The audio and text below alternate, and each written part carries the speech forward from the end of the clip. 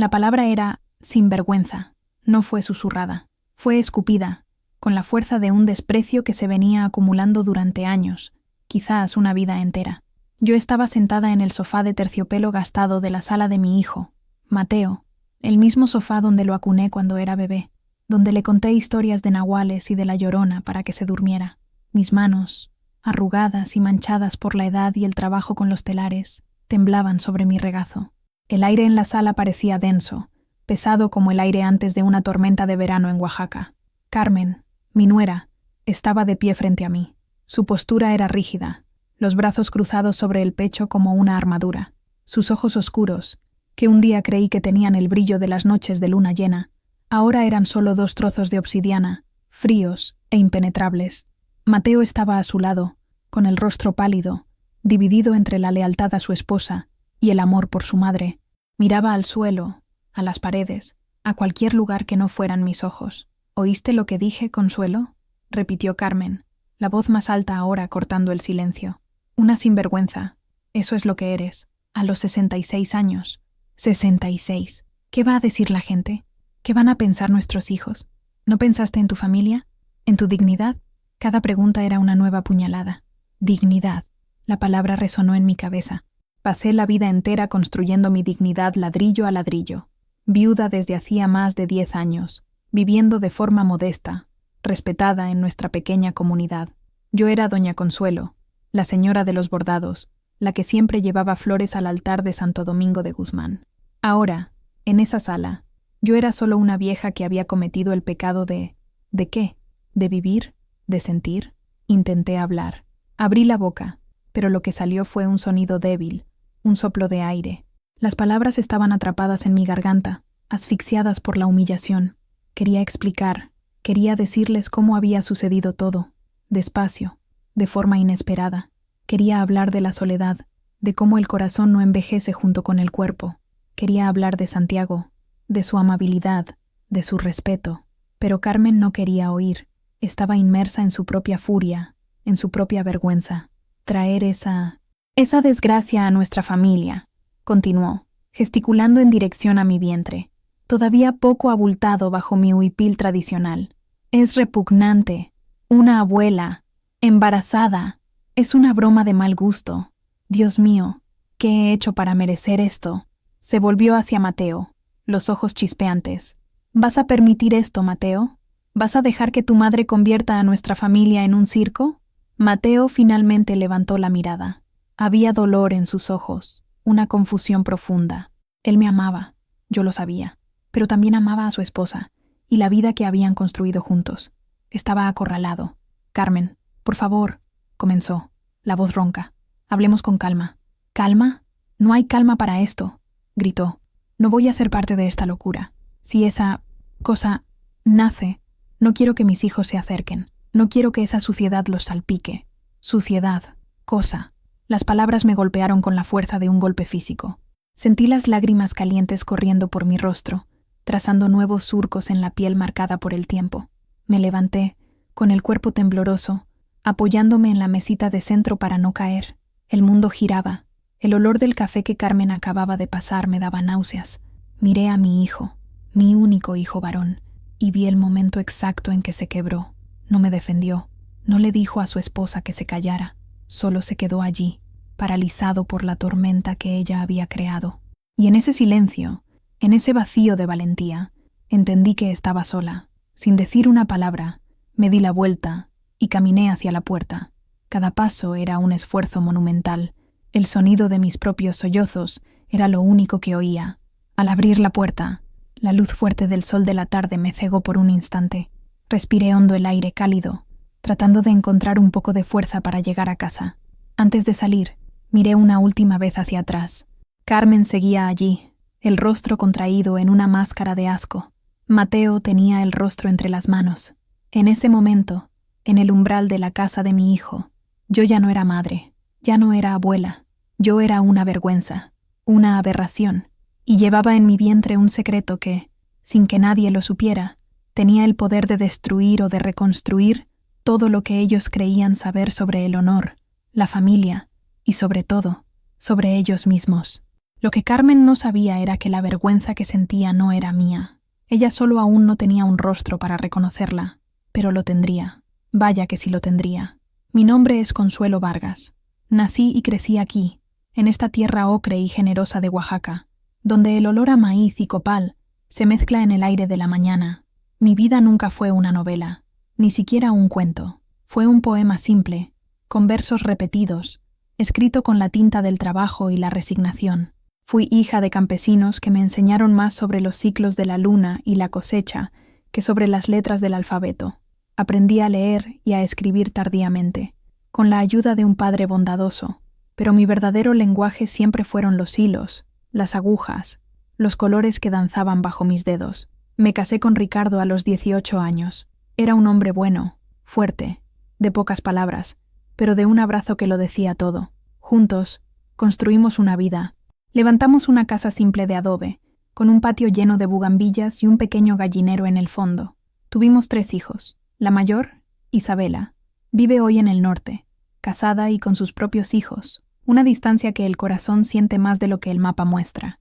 El del medio, Carlitos, se lo llevó una fiebre cuando tenía solo 5 años, un dolor que nunca cicatriza, solo deja de sangrar. Y el más joven, Mateo, mi Mateo, que se convirtió en el centro de mi universo después de que Ricardo se fuera. Ricardo partió hace 11 años, un infarto, rápido y traicionero, mientras dormía.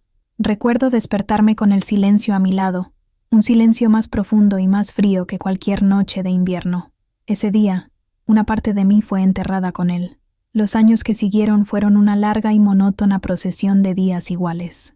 Me despertaba, cuidaba de mis gallinas, iba al mercado, me sentaba en mi telar y bordaba hasta que la luz del día se iba y mi espalda dolía.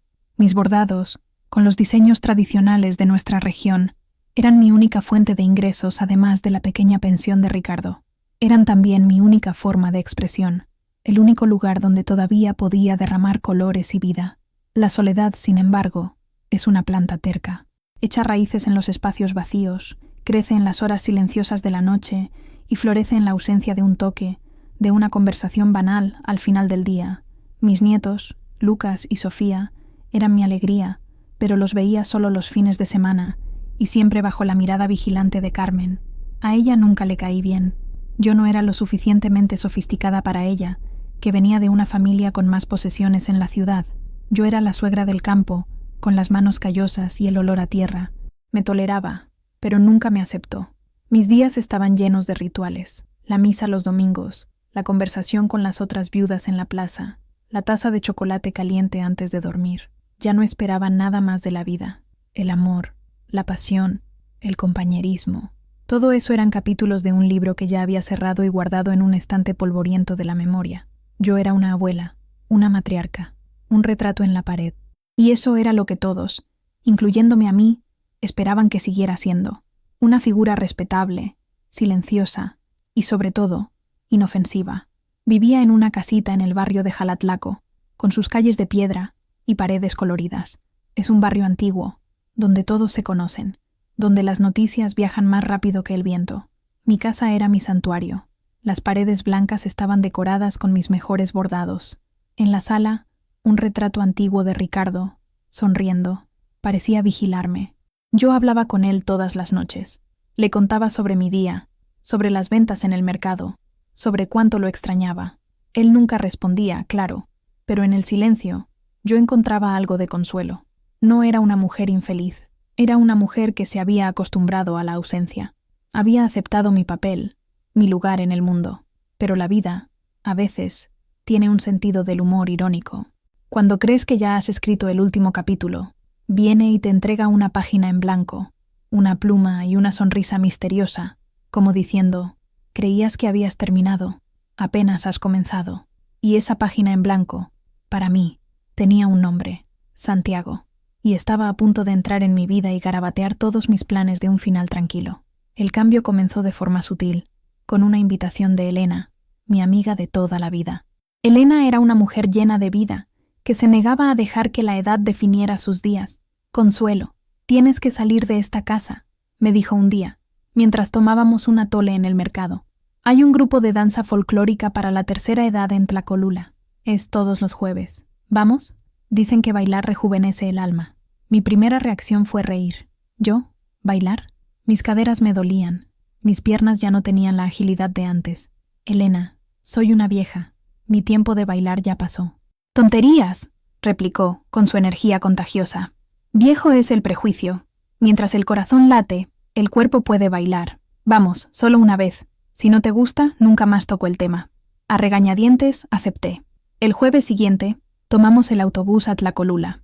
El salón comunitario era simple, pero estaba lleno de gente de mi edad, hombres y mujeres, con sus cabellos blancos y rostros marcados por el tiempo, reían y conversaban. La música comenzó, una jarana animada, y las parejas se formaron. Me sentí fuera de lugar, un pez fuera del agua.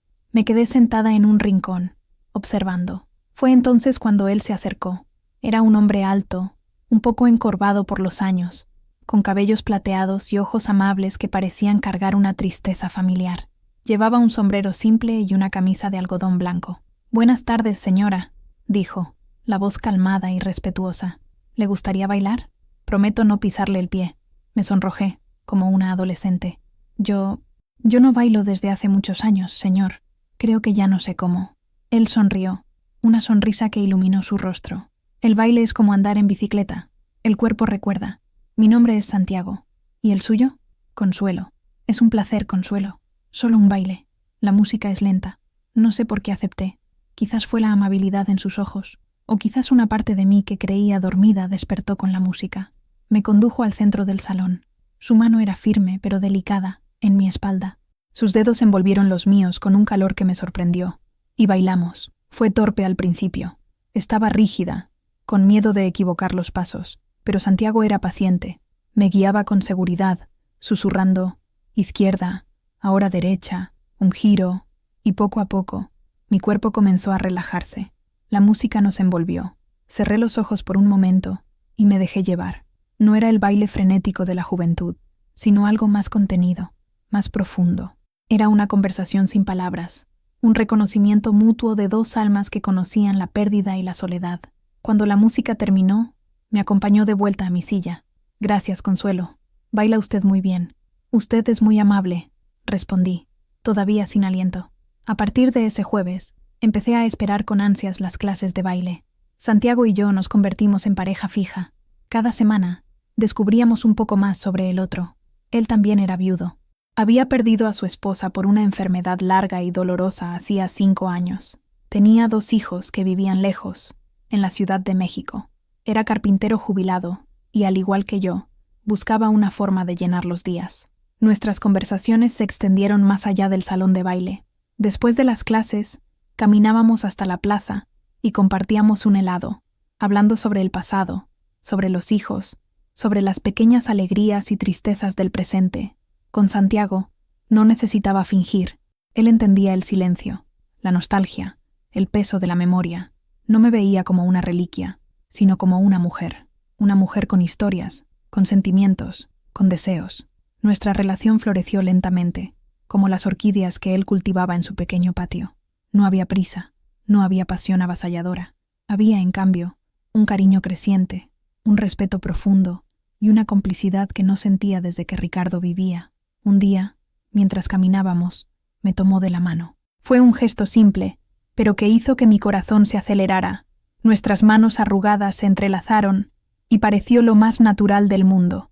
La gente comenzó a notarlo, los cuchicheos, las miradas curiosas. «Miren a Consuelo, se consiguió un novio», oí decir a una vecina. Al principio, me sentí avergonzada. ¿Qué estaba haciendo? Una mujer de mi edad, una viuda, de la mano con un hombre en la plaza. Parecía incorrecto, indecente. Pero entonces miraba a Santiago, a su sonrisa tranquila, y la vergüenza se disipaba. ¿Qué había de malo en encontrar compañía? ¿Qué había de malo en querer un poco de felicidad en los años que me quedaban? Había pasado más de una década de luto. Había cumplido mi papel. Por primera vez en mucho tiempo, estaba haciendo algo por mí. Nuestra relación se profundizó. Nuestros encuentros se hicieron más frecuentes. Cenábamos juntos, íbamos al cine, paseábamos por los jardines botánicos. Él me traía flores. Yo le hacía su dulce preferido. Era un noviazgo a la antigua, lleno de amabilidad y cortejo. Y sí, Con el tiempo, llegó la intimidad. Una intimidad redescubierta, vacilante al principio, pero luego tierna y hermosa.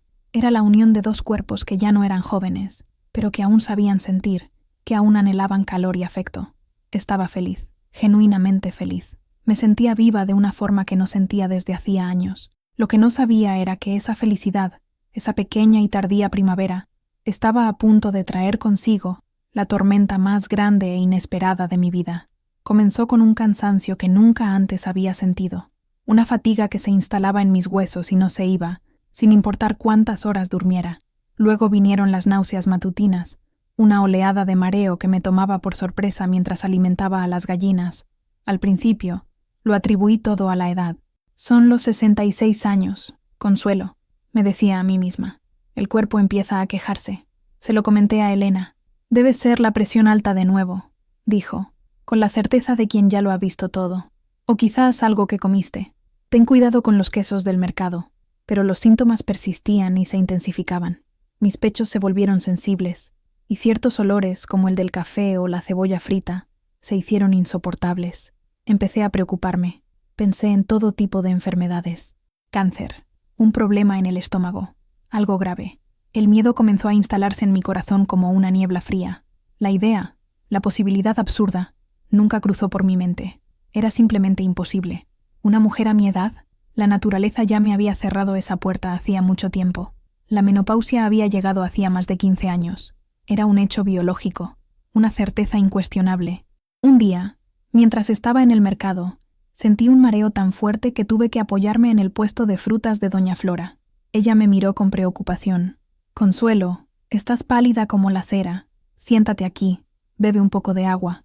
Mientras recuperaba el aliento, la hija de Flora, que había dado a luz recientemente, se acercó. «¿Está bien, doña Consuelo?» Se parece a las náuseas que tuve al principio de mi embarazo. Ambas reímos.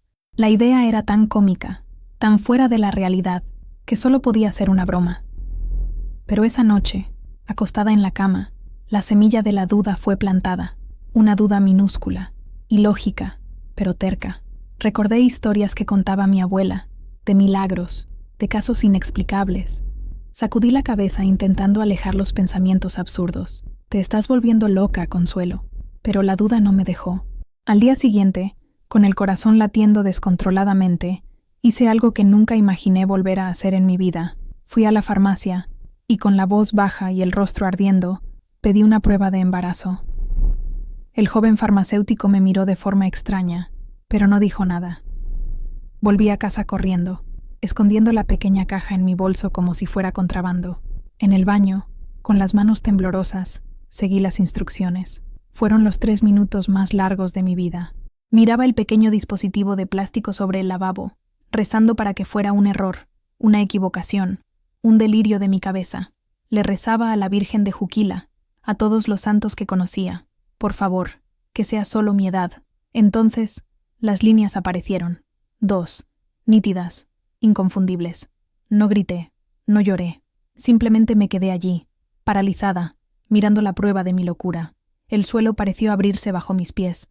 Me senté en el borde de la bañera, el aire faltando en mis pulmones. Embarazada, a los 66 años. No era un milagro, era una catástrofe. Mi mente entró en pánico. ¿Cómo? ¿Por qué? ¿Qué le diría a Santiago? ¿Qué le diría a Mateo? ¿A Carmen? ¿A mis vecinas? La imagen de sus rostros, impactados, incrédulos, despectivos, pasó por mi cabeza. Sería el hazmerreír del pueblo, la vieja loca, la aberración. Pasé el resto del día y la noche entera en un estado de letargo. La prueba de farmacia no era suficiente. Tenía que ser un error. Al día siguiente, concerté una cita con el doctor Morales, un médico antiguo del pueblo, que me conocía desde que Mateo era un niño. Me senté en su consultorio, el olor a alcohol y papel antiguo en el aire, y le conté mis síntomas, mi sospecha absurda. Me escuchó con paciencia, el rostro serio. «Consuelo, es extremadamente improbable, casi imposible, pero vamos a hacer un análisis de sangre para estar seguros». La espera por los resultados fue una tortura. 2 días después, me llamó y me pidió que fuera al consultorio. Su tono de voz no me dio esperanzas. Cuando me senté frente a él de nuevo, me miró por encima de sus gafas. «Consuelo», comenzó, e hizo una larga pausa, como si buscara las palabras adecuadas. He examinado los resultados 3 veces. Los envié a otro laboratorio para confirmar. Nunca he visto esto en 40 años de medicina, pero los resultados son positivos. Estás embarazada. La confirmación, en lugar de impactarme, me trajo una extraña calma. La negación había terminado. Ahora tenía que enfrentar la realidad, por más aterradora que fuera. ¿Cómo es posible, doctor?, pregunté, la voz débil. Existen casos muy raros de embarazo posmenopáusico, explicó de forma técnica. A veces el cuerpo libera un último óvulo, un último suspiro de fertilidad. Es 1 en 1.000.000, quizás más. Y Consuelo, debo ser honesto, es un embarazo de altísimo riesgo. Para ti y para el bebé. Comenzó a hablar de preeclampsia, diabetes gestacional, problemas genéticos. Las palabras se mezclaban en mi cabeza, formando un zumbido aterrador. Salí del consultorio con un torbellino de emociones, miedo, vergüenza, y en el fondo de todo, una minúscula y aterradora chispa de maravilla. Llevaba una vida dentro de mí, un milagro imposible, un regalo envenenado. El primer paso, y el más difícil, sería contarlo. Y sabía que la reacción de ellos definiría el resto de mi vida. La persona más difícil a la que contárselo, después de Santiago, sería Mateo, mi hijo, el hombre que crié para ser fuerte y amable, pero que ahora era también un esposo, un padre, un hombre atrapado entre 2 mundos, el mío y el de Carmen. Elegí un sábado por la tarde, cuando sabía que Carmen estaría con los niños en una clase de natación. Lo llamé y le pedí que viniera a mi casa, que necesitaba hablar de algo importante. Mi tono de voz debió de ser serio, pues no dudó. Estoy en camino, mamá. Mientras esperaba, preparé un café de olla, como a él le gustaba, con canela y piloncillo. El aroma familiar llenó mi pequeña cocina, un olor a normalidad en un día que era cualquier cosa menos normal. Mis manos temblaban tanto que casi derramo la olla. Me senté a la mesa de la cocina, la misma mesa donde hizo sus deberes, donde lloró por un corazón roto en la adolescencia, donde me anunció que se iba a casar. Tantos recuerdos, tantas conversaciones, ninguna tan difícil como esta. Cuando llegó, su rostro estaba marcado por la preocupación. ¿Qué pasó, mamá? ¿Estás bien? ¿Es tu salud? Siéntate, mi hijo, le pedí, la voz más firme de lo que esperaba. Serví café para los 2. Él me observaba, los ojos llenos de preguntas. No me anduve con rodeos. No sabía cómo. Miré mis manos, entrelazadas sobre la mesa, y dije las palabras que había estado ensayando en mi cabeza. Mateo, estoy embarazada.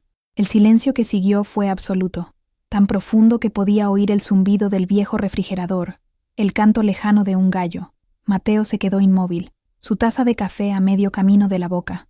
Su rostro pasó por una serie de emociones en rápida sucesión. Incredulidad, confusión, un destello de risa como si fuera una broma, y finalmente, puro shock. ¿Qué?, susurró, la palabra casi inaudible. Mamá, eso no es gracioso. No es una broma, Mateo. Dejó la taza en la mesa con un golpe sordo. Pero, ¿cómo? Tú, abuela, no es posible. Tienes 66 años. Lo sé. El médico también se sorprendió. Pero es verdad. Los análisis lo confirmaron. Se pasó las manos por el pelo, un gesto de desesperación que yo conocía bien. Se levantó y comenzó a caminar de un lado a otro en mi pequeña cocina, como un animal enjaulado. ¿Es de Santiago?, preguntó, y había un tono de acusación en su voz. Sí, Mateo. ¿De quién más iba a ser? Dios mío, mamá, explotó, la voz subiendo de tono. ¿En qué estabas pensando? ¿Ustedes no se cuidaron? La pregunta era tan absurda, tan ingenua, que por un momento la tragedia de la situación me pareció cómica. ¿Cuidarse? ¿Qué tipo de cuidado pensarían en tener 2 personas de más de 60 años, viudas? La posibilidad de un embarazo era tan remota como la de que un rayo cayera 2 veces en el mismo lugar. No pensamos en eso, Mateo. Nadie lo pensaría. Dejó de caminar y me miró, el rostro una mezcla de rabia y pánico. ¿Y qué vamos a hacer ahora? ¿Qué va a decir Carmen? Dios mío, Carmen me va a matar. Se va a volver loca. El nombre de ella flotó en el aire entre nosotros. La verdadera tormenta. Yo se lo diré, dije con calma, pero quería que tú lo supieras primero. Se sentó de nuevo, la cabeza entre las manos. Mamá, esto va a destruir todo. Nuestra paz, nuestra familia. La gente va a hablar.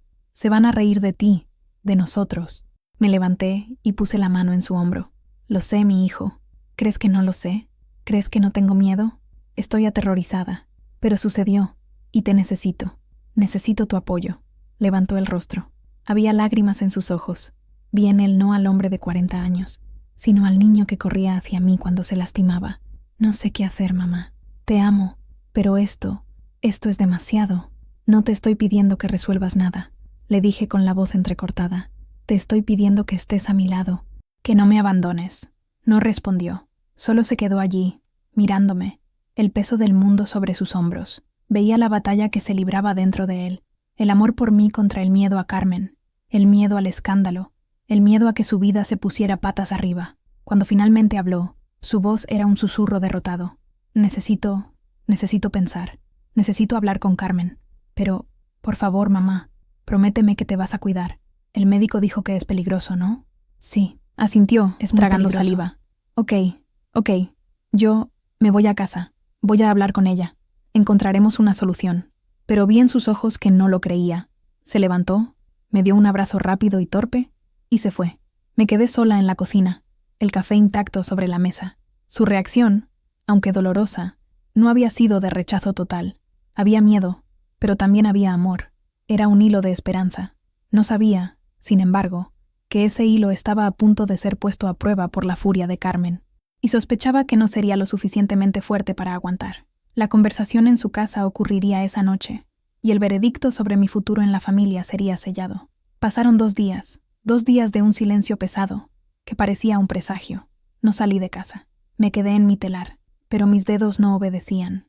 Los hilos se enredaban, los colores parecían sin vida. Cada vez que sonaba el teléfono, mi corazón saltaba en mi pecho, pero no era Mateo. El martes por la noche, llamó. La voz era tensa, controlada. Mamá, ¿puedes venir a casa? Carmen y yo queremos hablar contigo. No era una invitación, era una citación. Estoy en camino, respondí, con la boca seca. Me puse mi mejor huipil, como si fuera a una batalla y necesitara mi armadura. Caminé lentamente por las calles de piedra, el aire de la noche ya empezando a enfriar. La casa de ellos, en una parte más nueva de la ciudad, era bonita, con un jardín bien cuidado y luces cálidas en las ventanas. Parecía un oasis de paz familiar, una paz que yo estaba a punto de romper. Mateo abrió la puerta. No sonrió. Solo me dio un beso rápido en la mejilla y me guió a la sala. Los niños ya están durmiendo, dijo, en voz baja. Y entonces, la escena que describí al principio se desarrolló. Carmen de pie, yo en el sofá, Mateo a un lado, impotente. Sus palabras, las acusaciones, la rabia, sinvergüenza, desgracia, repugnante. Lo que no conté fue lo que sucedió en los detalles, en los pequeños gestos que lo hicieron todo aún más cruel. Mientras Carmen hablaba, o mejor dicho, gritaba, tomó un portarretratos del estante. Era una foto del día de su boda. Ella, hermosa de blanco. Mateo, joven y sonriente a su lado. Y yo, junto a ellos, con una sonrisa orgullosa. Mira esto, Consuelo, dijo, empujando la foto en mi dirección. ¿Recuerdas este día? La familia que estábamos construyendo. Una familia normal, decente. Y ahora vienes con esta inmundicia. Estás manchando este recuerdo. Estás manchando todo. Miré la foto. A la mujer que yo era ese día, llena de esperanza por el futuro de mi hijo. Y miré a la mujer que era ahora, encogida en el sofá, siendo juzgada por la persona que había acogido en mi familia. Intenté argumentar, con la poca voz que me quedaba. Carmen, esto no fue planeado. Fue un accidente de la naturaleza. Ella rió. Una risa seca, sin humor. Eso se llama irresponsabilidad. ¿Accidente? No falta de pudor. Reír. ¿Qué estaban haciendo tú y ese hombre? ¿Jugando a ser adolescentes?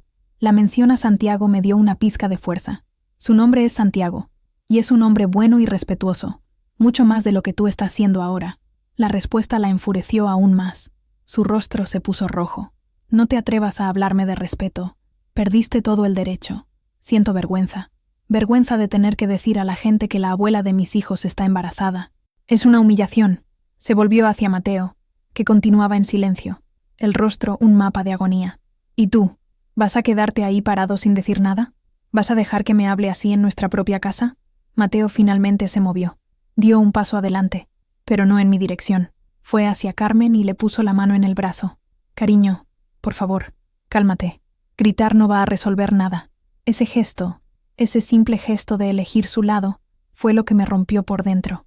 No me estaba defendiendo. Estaba intentando apaciguar a la fiera. Fue en ese momento que vinieron sus palabras sobre la cosa y la suciedad, y fue cuando me levanté para irme. Su desprecio era una pared impenetrable, pero el silencio de mi hijo era un abismo. Al salir de su casa, la brisa fría de la noche pareció darme una bofetada en la cara, despertándome de la pesadilla. La caminata de regreso a casa fue larga. Las luces de las otras casas parecían lejanas, fragmentos de vidas normales que ya no eran la mía. Cada paso resonaba mi aislamiento. Llegué a casa y no encendí la luz. Me senté en la oscuridad, en mi viejo sillón, y el llanto llegó. Un llanto silencioso, profundo, de un dolor que venía del alma. No lloraba por la rabia de Carmen. Lloraba por la decepción con Mateo. Había perdido a mi hijo esa noche. Él todavía estaba vivo, respirando, pero la conexión que nos unía, el lazo incondicional entre madre e hijo, se había roto. Y en la oscuridad de mi sala, con la mano sobre mi vientre, le hice una promesa a esa vida que crecía dentro de mí, a ese niño que aún no era más que una posibilidad. Le prometí que sería amado, que aunque el mundo entero nos diera la espalda, nos tendríamos la una a la otra, y que yo sería fuerte, lo suficientemente fuerte por los dos. A partir de esa noche, la batalla ya no era para ser entendida, era para sobrevivir. La noticia se extendió por Oaxaca, como el fuego se extiende por la hierba seca al final de la estación. No sé cómo empezó. Quizás Carmen se desahogó con una amiga de confianza. Quizás Mateo se lo contó a un primo. O quizás fue simplemente la mirada de los vecinos, mi ausencia en la misa, mis idas frecuentes al médico. En un pueblo pequeño, el silencio grita más fuerte que las palabras. La primera señal llegó en el mercado. Estaba en mi puesto de siempre, intentando vender algunos de mis bordados. La gente pasaba, miraba, pero no se detenía. Vi a doña Elvira, que compraba mis huipiles desde hacía años, verme de lejos y desviar el camino, fingiendo un interés súbito por un puesto de chapulines. Vi a un grupo de mujeres, con las que solía conversar, dejar de hablar y bajar la cabeza cuando me acerqué. Los susurros me seguían como una sombra. Es ella, la viuda de Ricardo. Dicen que está embarazada. ¿O a esa edad? ¡Qué vergüenza! El pobre Ricardo debe estar revolviéndose en su tumba. Cada palabra era un pequeño corte. Intentaba ignorar, mantener la cabeza en alto, concentrarme en mi trabajo, pero era imposible. El aire a mi alrededor estaba cargado de juicio. Me sentía como una pieza de museo, un objeto extraño en exhibición para la curiosidad y el escarnio de todos. Mi casa, que siempre había sido mi refugio, se convirtió en una especie de prisión. Solo salía cuando era estrictamente necesario. Los niños del barrio, que antes jugaban en mi puerta y a quienes les daba dulces, ahora se detenían y señalaban, cuchicheando entre sí. Veía a las madres meterlos adentro, como si yo fuera contagiosa. El teléfono dejó de sonar. Las visitas de amigas se volvieron raras, luego inexistentes. Solo Elena seguía viniendo, fiel como siempre. Llegaba con pan dulce y una furia justa en los ojos. «No les hagas caso a esa gente, Consuelo», decía, mientras tomábamos té. «Son un montón de hipócritas. Apuesto a que la mitad de ellos tiene secretos mucho peores escondidos debajo de la alfombra». «Es fácil decirlo, Elena», respondía yo con la voz cansada. «Pero soy yo la que tiene que caminar por la calle. Soy yo la que siente las miradas». «Entonces camina con la cabeza aún más alta», insistía ella. «No has robado, no has matado. Estás gestando una vida. Si eso es pecado, entonces el mundo está al revés». Sus palabras eran un bálsamo, pero la herida seguía abierta. El aislamiento era la parte más difícil. La soledad que sentía antes, la soledad de la viudez, no era nada comparada con esto. Aquella era una soledad pasiva, una ausencia. Esta era una soledad activa, un rechazo. Era una paria en mi propia tierra. La situación con mi familia no mejoró. Mateo no me llamaba. Supe, a través de Elena, que Carmen le había prohibido verme. «Dijo que eres una mala influencia para los niños», me contó Elena, con asco en la voz. «Mis nietos». El dolor de no poder verlos era el más agudo de todos. Echaba de menos su olor, sus abrazos torpes, sus risas. Yo era su abuela, pero de repente me convertí en una amenaza.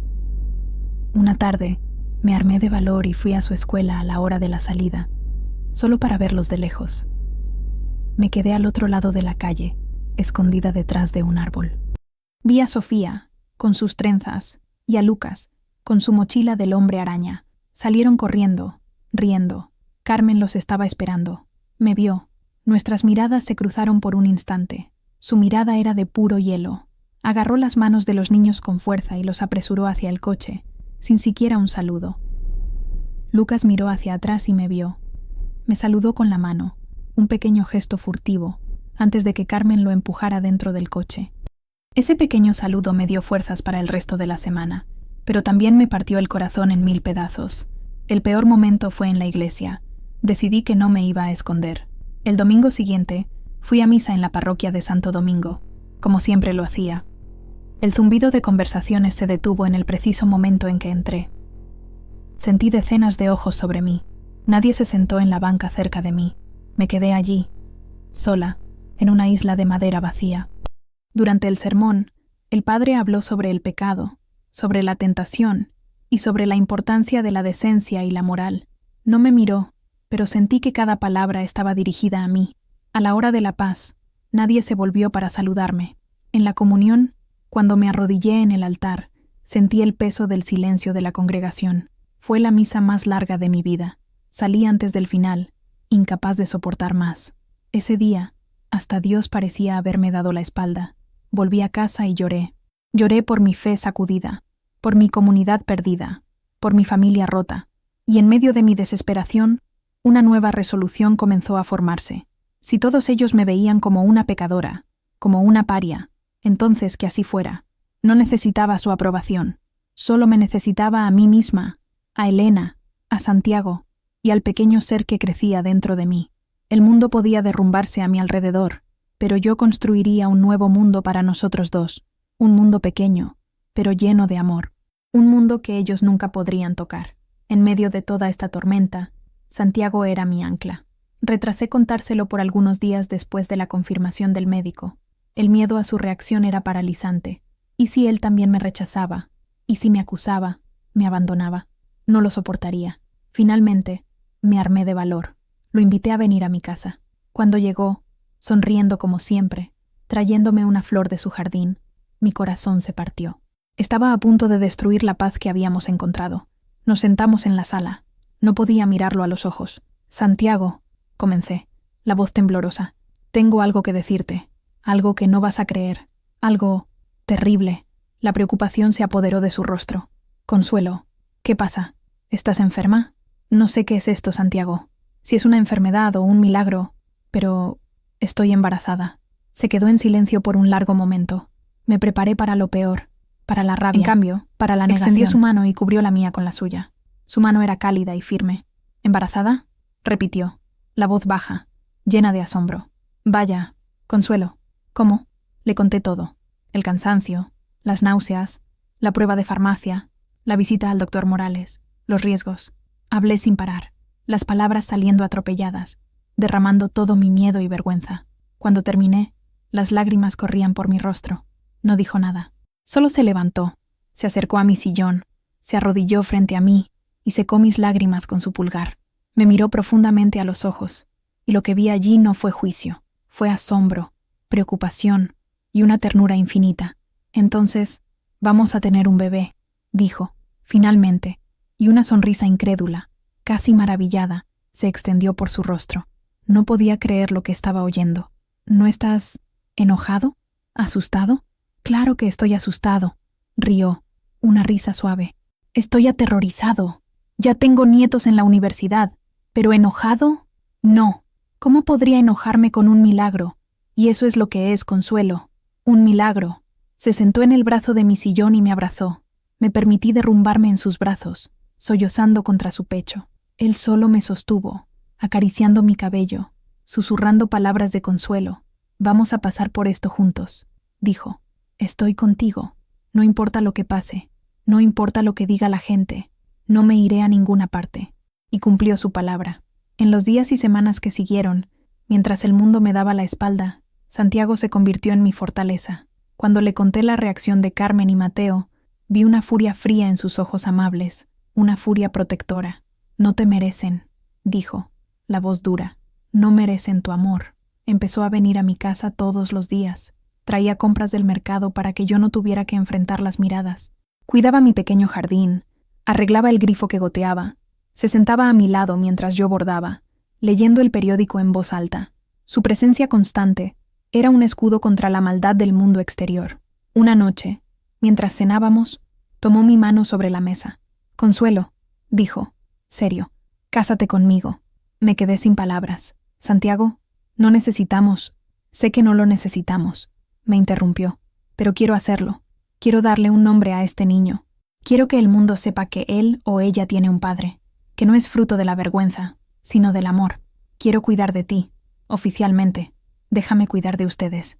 Las lágrimas volvieron a mis ojos, pero esta vez eran de gratitud. «Sí», susurré, «sí, me caso contigo». No hicimos una fiesta. No hubo invitados, más allá de Elena y un amigo de Santiago como testigos. Fuimos al registro civil una mañana de jueves. Usé un vestido simple, que yo misma bordé con flores azules. Santiago llevaba su mejor traje. Fue una ceremonia rápida, sin pompa, pero para mí fue más significativa que cualquier gran boda. Al firmar ese papel, no solo me casaba con Santiago, estaba oficializando nuestra pequeña familia, nuestra alianza contra el mundo. Cuando volvimos a casa, él había preparado una sorpresa. Había llenado mi sala con gardenias, mis flores preferidas. «Bienvenida a casa, señora». «Vargas», dijo, con una sonrisa juguetona, usando su apellido, que era el mismo que el de mi difunto esposo. Fue un momento de ligereza, de felicidad pura en medio del caos. La presencia de Santiago en mi casa lo cambió todo. Llenó los espacios vacíos, silenció los ecos de la soledad. Por la noche, cuando me despertaba con miedo, él estaba allí para sostenerme. Cuando venían las náuseas, me traía té de jengibre. Le hablaba a mi barriga, le contaba historias sobre su infancia. Prometía enseñarle al niño a hacer cometas y a pescar. Enfrentó los susurros del pueblo con una dignidad silenciosa. Cuando caminábamos juntos y la gente miraba, él sostenía mi mano con más fuerza, la barbilla en alto. Era mi puerto seguro, mi guerrero silencioso. Sabía que el camino por delante todavía sería difícil. El embarazo era de riesgo, y el juicio de mi familia y de la comunidad no iba a desaparecer. Pero ahora ya no estaba sola. Tenía a Santiago, y con él a mi lado, sentía que podía enfrentar cualquier cosa. Me dio más que su nombre, me devolvió la esperanza. Mateo reapareció en mi vida 2 semanas después de la noche terrible. Tocó a mi puerta al final de la tarde, con el rostro cansado, con ojeras profundas. Mi primer impulso fue abrazarlo, pero me contuve. Había una distancia entre nosotros ahora, una herida que no podía ser ignorada. «¿Podemos hablar, mamá?», pidió. Lo dejé entrar. Santiago estaba en la cocina, pero se retiró discretamente al patio, para darnos privacidad. «Lo siento, mamá», comenzó Mateo sin rodeos, «por la forma en que Carmen te habló, y por no haber dicho nada. Yo me congelé. Fui un cobarde». La confesión desarmó parte de mi ira. «Sí, lo fuiste», dije directamente. «Lo sé, y no hay excusa. Te amo, mamá. Nunca quise hacerte daño.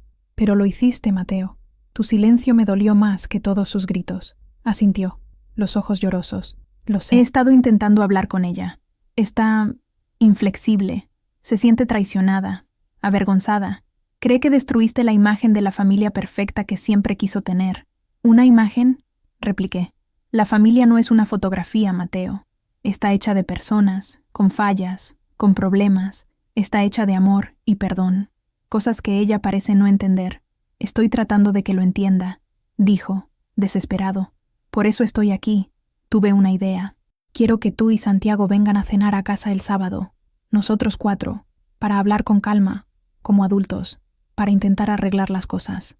La idea me pareció absurda. ¿Una cena? Después de todo lo que se dijo, ¿crees que una cena va a borrar sus palabras, Mateo? Me llamó sinvergüenza.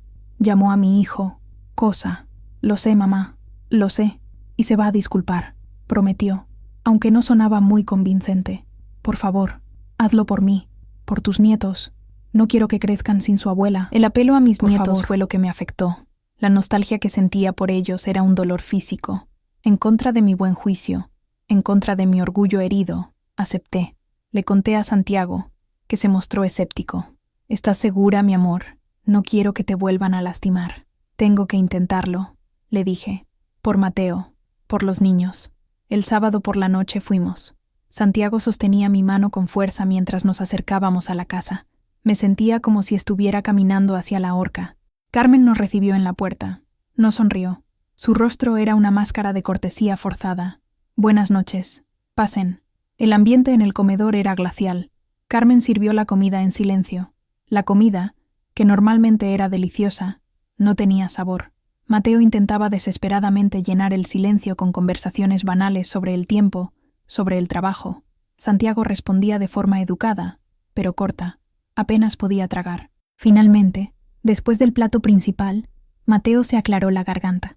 Bueno, quería que estuviéramos todos aquí para entendernos. Miró a Carmen. Cariño, ¿no tienes algo que decirle a mi madre? Carmen suspiró, un suspiro largo y teatral. Dejó los cubiertos y me miró. Consuelo, comenzó, la voz fría y controlada. Lamento si mis palabras te ofendieron. Estaba nerviosa. La noticia fue un shock. No era una disculpa. Era una justificación. La palabra sí flotaba en el aire. Si mis palabras te ofendieron, como si hubiera alguna duda. Santiago intervino, la voz calmada, pero firme. Carmen, no fueron las palabras, fue el desprecio, fue la crueldad. Juzgaste y condenaste a Consuelo sin ninguna compasión. El rostro de Carmen se endureció. Solo dije lo que cualquier persona normal pensaría. Es una situación anormal, y tengo derecho a preocuparme por el impacto que esto tendrá en mis hijos y en nuestra reputación. ¿Reputación? Pregunté, la voz baja. ¿Tu reputación es más importante que el bienestar de la madre de tu esposo? ¿Que la llegada de una nueva vida? No es cualquier vida, es una anomalía, replicó, la cortesía quebrándose. Y sí, mi familia es lo primero. Proteger a mis hijos de la burla y la vergüenza es mi prioridad. ¿Burla causada por quién, Carmen?, preguntó Santiago incisivo. ¿Por los ignorantes? ¿O por ti misma, que pareces ser la primera en tirar piedras? La discusión escaló rápidamente. Mateo intentaba intervenir. Por favor, calmémonos. Pero era inútil. La rabia y el resentimiento eran demasiado grandes. «Tú no entiendes nada», le gritó Carmen a Santiago. «¿Llegas ahora y crees que puedes opinar sobre mi familia? Eres su cómplice en esta locura. Soy el hombre que ama y respeta a esta mujer que ustedes están tratando como basura», respondió Santiago, la voz finalmente elevándose. Me levanté. Mi cuerpo temblaba de ira y de dolor. «Basta», dije, la voz sonando más fuerte de lo que me sentía. «Mateo, vine aquí por ti. Pero esto fue un error. Tu esposa no lamenta nada. No quiere arreglar las cosas. Quiere que yo desaparezca». Me volví hacia Carmen. «Hablas de proteger a tus hijos. ¿Pero de qué los estás protegiendo? ¿De una abuela que los ama? ¿O les estás enseñando que el amor tiene edad para acabar? ¿Que la familia solo vale cuando encaja en tus convenciones?» No esperé una respuesta. Tomé la mano de Santiago. «Vámonos». Salimos de la casa, dejando atrás el desastre de la cena. Mientras caminábamos de regreso a casa, bajo el cielo estrellado, no lloré. Estaba extrañamente tranquila. La cena, por más dolorosa que hubiera sido, había servido para algo. Me había mostrado la verdad sin disfraces. No había puente que construir allí. Había un abismo, y necesitaba dejar de intentar cruzarlo. Necesitaba concentrarme en construir mi propia orilla, segura y firme. Esa noche, después de que Santiago se durmiera, no pude dormir. Me levanté y fui a la sala. La luz de la luna entraba por la ventana, bañando los muebles en una luz plateada. Mis ojos se sintieron atraídos por el retrato de Ricardo en la pared. Su rostro sonriente parecía observarme. Ricardo, mi esposo durante 40 años, el padre de mis hijos. ¿Qué pensaría de todo esto? La pregunta me había atormentado desde el principio. Los susurros en el mercado. «El pobre Ricardo debe estar revolviéndose en su tumba», resonaban en mi cabeza. Me senté en mi sillón, frente al retrato, y comencé a hablar con él, como hacía tantas veces. Pero esta vez, la conversación era diferente. «Ah, Ricardo», susurré en la oscuridad, «mira el lío en el que me he metido. ¿Qué dirías si estuvieras aquí? ¿También me llamarías sinvergüenza? ¿También sentirías asco de mí?» Recordaba nuestra boda, nuestra vida juntos. Fue una vida buena, sólida, pero no sin sus dificultades. Ricardo era un hombre tradicional. Creía en los roles definidos. El hombre provee, la mujer cuida de la casa y de los hijos. Era cariñoso, pero no era un hombre de grandes demostraciones de afecto. Su amor estaba en el trabajo duro, en la leña cortada para la estufa, en el techo reparado antes de la temporada de lluvias. Recordé cuando nació Mateo. Ricardo estaba tan orgulloso. Un hijo varón para llevar su nombre. Era un buen padre, pero un padre a su manera. Le enseñó a Mateo a ser fuerte, a no llorar, a ser un hombre. Nuestra intimidad con el paso de los años, se convirtió más en un hábito que en una pasión. Después de que los hijos crecieron, y especialmente después de que entramos en la vejez, prácticamente desapareció, no por falta de amor, sino por una especie de resignación mutua. Era como si esa parte de la vida simplemente hubiera terminado para nosotros. Éramos compañeros, amigos, los mejores amigos, pero el deseo, la pasión, eran cosas de la juventud, recuerdos lejanos. Si él estuviera vivo, yo nunca habría ido al grupo de baile, nunca habría conocido a Santiago. Mi vida habría continuado en su curso predecible hasta el final. Estaría segura, respetada, pero estaría incompleta, y ni siquiera lo sabía. Mirando su retrato, me di cuenta de algo. Lo amé al hombre que fue y la vida que construimos. Pero la mujer que soy hoy no es la misma mujer que se casó con él a los 18 años. La viudez, la soledad, los años que pasaron, todo eso me cambió. Y Santiago no era un sustituto de Ricardo, era algo completamente nuevo. Él veía a la mujer que soy ahora, no a la joven novia del pasado. Veía mis arrugas, mis miedos, mi fuerza redescubierta, y amaba a esa mujer. ¿Me perdonarías, Ricardo?, le pregunté al retrato. ¿Por haber encontrado el amor de nuevo? ¿Por haber permitido que la felicidad entrara en mi casa otra vez? La respuesta, por supuesto, no llegó. Solo el silencio de la noche. Pero en ese momento, una paz extraña se instaló en mí. No necesitaba su permiso, ni su aprobación. Mi vida con él había sido un capítulo hermoso e importante, pero no era el libro entero. Me levanté y toqué el marco del retrato. Gracias, mi amor, por todo. Descansa en paz. Yo estaré bien. Fue una despedida, no de mi amor por él, o de mi memoria de él, sino de su sombra, de su influencia sobre mis decisiones. Estaba finalmente libre para vivir mi propia vida, en el presente, sin el peso del pasado. Volví al cuarto y me acosté al lado de Santiago. Se movió mientras dormía y su brazo me rodeó. Me acurruqué junto a él, sintiendo el calor de su cuerpo. Por primera vez, no me sentí culpable. Sentí que estaba exactamente donde debía estar. El pasado tenía su lugar, en la pared de la sala, en mi corazón. Pero mi futuro estaba allí, a mi lado, respirando suavemente en la oscuridad. Y otro futuro, aún más pequeño, crecía dentro de mí. Eran ellos los que importaban ahora. A pesar de mi resolución, la vida en Oaxaca seguía siendo una prueba diaria para mi fuerza. El lugar que más extrañaba y que más dolor me causaba era la iglesia. La fe siempre fue el pilar de mi vida. En las horas de alegría, agradecía a Dios. En las horas de tristeza, buscaba consuelo en los santos, en la Virgen de Guadalupe, en la certeza de una fuerza mayor cuidando de mí. Pero ahora, la casa de Dios parecía haberse convertido en la casa del juicio de los hombres. Después de esa primera misa humillante, dudé en volver. Santiago, que no era tan religioso como yo, pero respetaba mi fe, me animó. No dejes que te quiten eso también, Consuelo. Tu fe es entre tú y Dios, no entre tú y ellos. Tenía razón. El domingo siguiente, respiré hondo y fui. Esta vez, Santiago vino conmigo. Su presencia a mi lado me dio valor. Nos sentamos juntos, y aunque las miradas y los cuchicheos continuaron, era más fácil de soportar con él allí. Al final de la misa, el padre Antonio, el párroco, pidió hablar conmigo. Era un hombre más joven, que había asumido la parroquia hacía algunos años. Lo conocía poco. Me llevó a la sacristía, una sala pequeña con olor a incienso y cera de vela. «Doña Consuelo», comenzó, el rostro serio, sin invitarme a sentarme. «Necesito hablar con usted sobre su situación. Está causando un gran revuelo en la comunidad». «Lo sé, padre», respondí, manteniendo la voz firme. «La gente está confundida, escandalizada.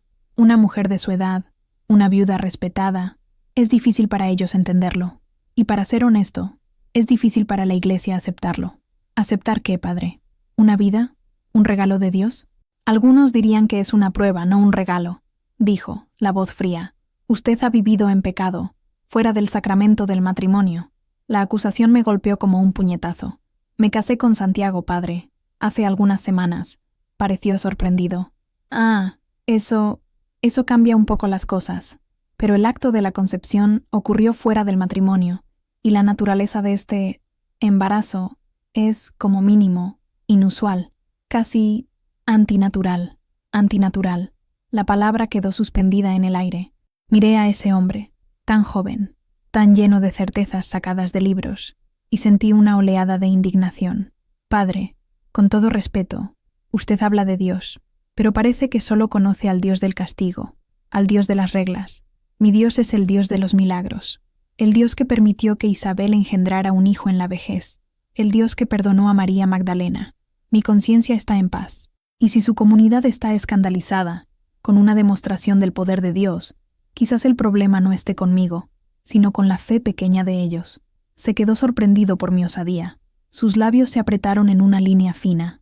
Usted está al borde de la blasfemia, Consuelo. Le sugiero que rece por humildad y pida perdón. Rezo todos los días, Padre.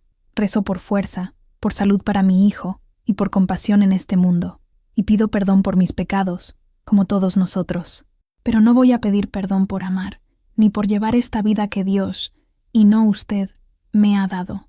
Me di la vuelta y salí de la sacristía, dejándolo allí, de pie, en medio del olor a santidad y la falta de humanidad. Al salir de la iglesia, la luz del sol me pareció más brillante. Santiago me estaba esperando afuera, el rostro preocupado. ¿Qué quería?, preguntó. Quería que sintiera vergüenza, respondí, y por primera vez sonreí, pero creo que quien salió avergonzado fue él. Ese enfrentamiento me liberó. Me di cuenta de que mi fe no dependía de un edificio, de un sacerdote o de la aprobación de una congregación. Era algo mío, íntimo, profundo. Continué yendo a la iglesia, no por ellos, sino por mí. Me sentaba en mi banca, con Santiago a mi lado, y hablaba con Dios en silencio. Algunas miradas se suavizaron con el tiempo, otras permanecieron duras. Aprendí a no darle importancia. Mi barriga comenzó a crecer, haciendo mi condición innegable.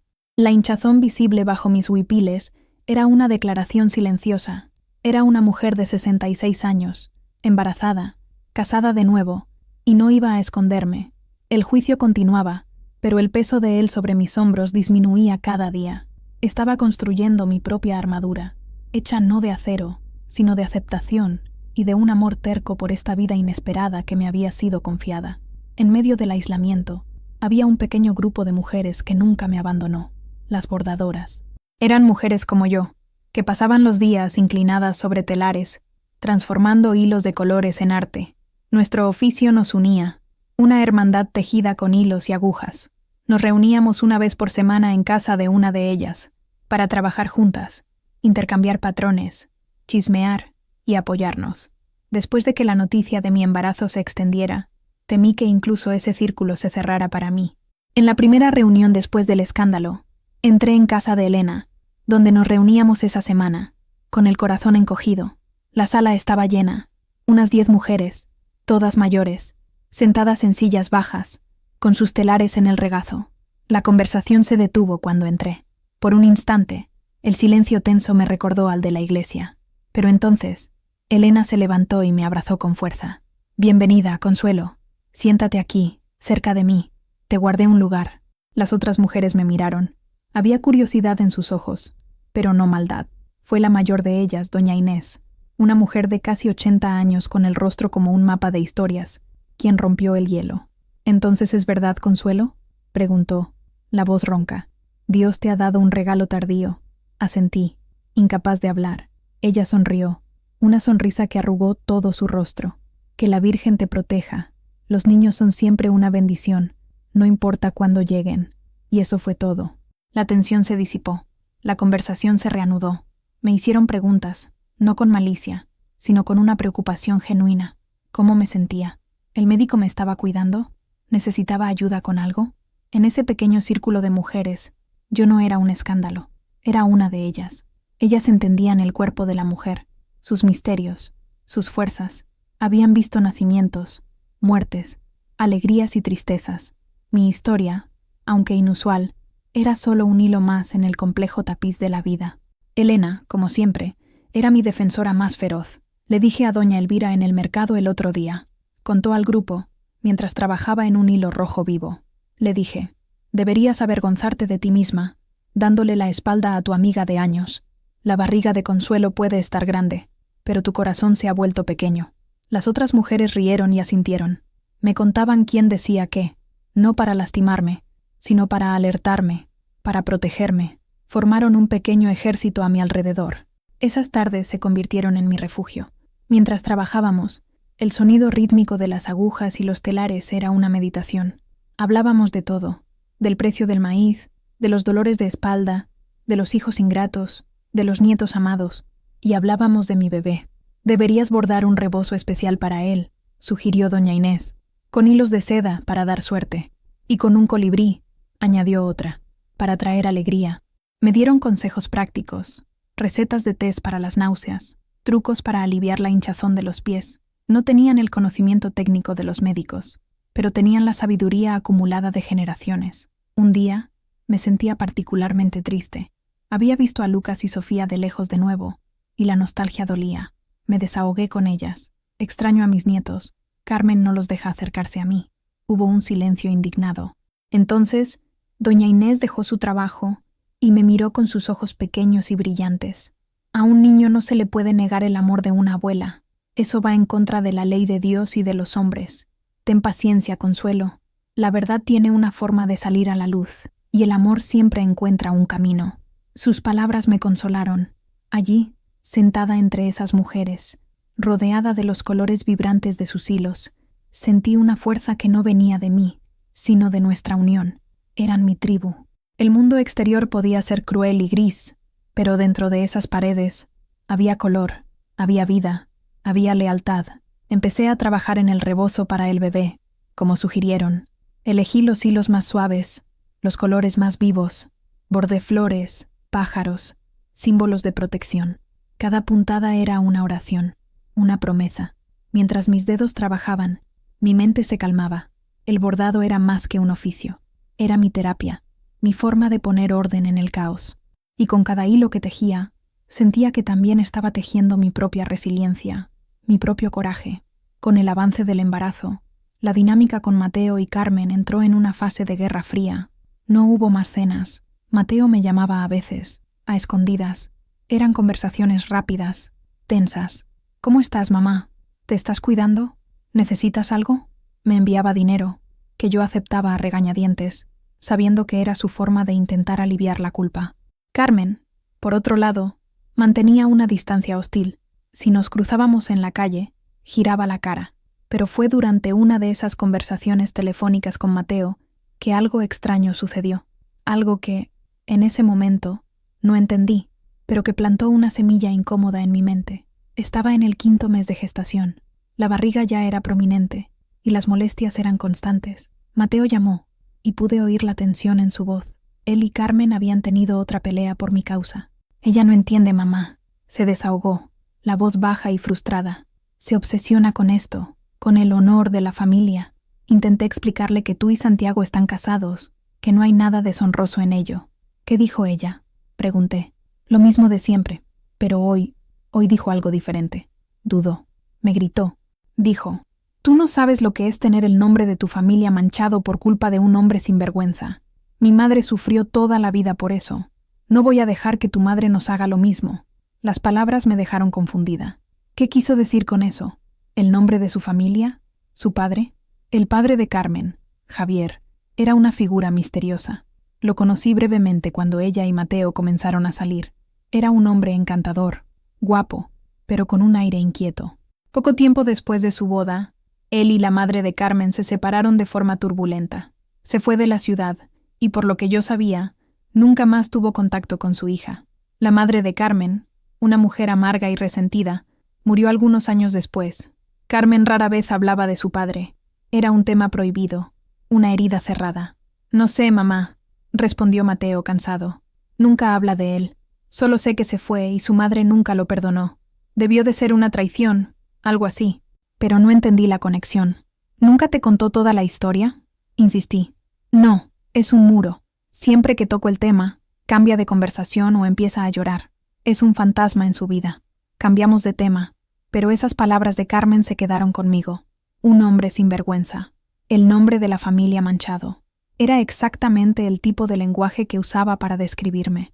Parecía que estaba proyectando en mí una ira antigua, un dolor que no tenía nada que ver conmigo. La curiosidad me carcomía. Empecé a pensar en lo poco que sabía sobre Javier. Lo recordé en la boda. Un hombre de buena apariencia, con ojos azules muy claros y penetrantes, algo raro en nuestra región. Recuerdo haber pensado que era extraño, en ese momento, que Carmen no hubiera heredado ese color de ojos. Los suyos eran castaños oscuros, como los de su madre, pero él tenía una sonrisa fácil, que parecía encantar a todos. Comencé a ver la furia de Carmen bajo una nueva luz. No era solo sobre mí, sobre mi embarazo. Era sobre algo más profundo, algo que la atormentaba. Mi falta de vergüenza había tocado un nervio expuesto, reabriendo una herida antigua que mantenía desesperadamente oculta. Su obsesión con la reputación y el honor de repente cobraba más sentido. Estaba tratando de construir una fortaleza de normalidad y decencia alrededor de su familia, quizás para compensar la vergüenza que sentía por su propio pasado.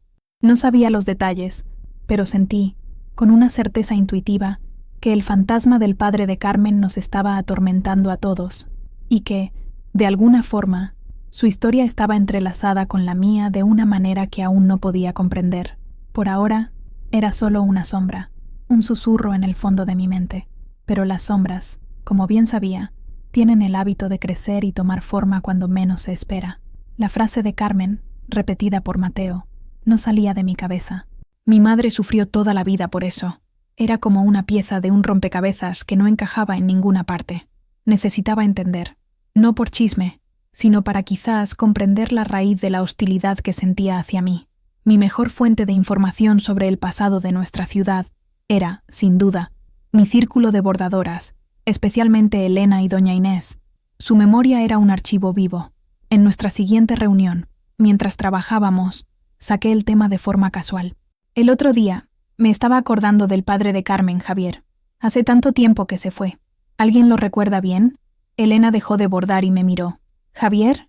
Vaya, Consuelo, ¿qué recuerdo? Ese era un problema. ¿Un problema? Pregunté, tratando de parecer solo curiosa.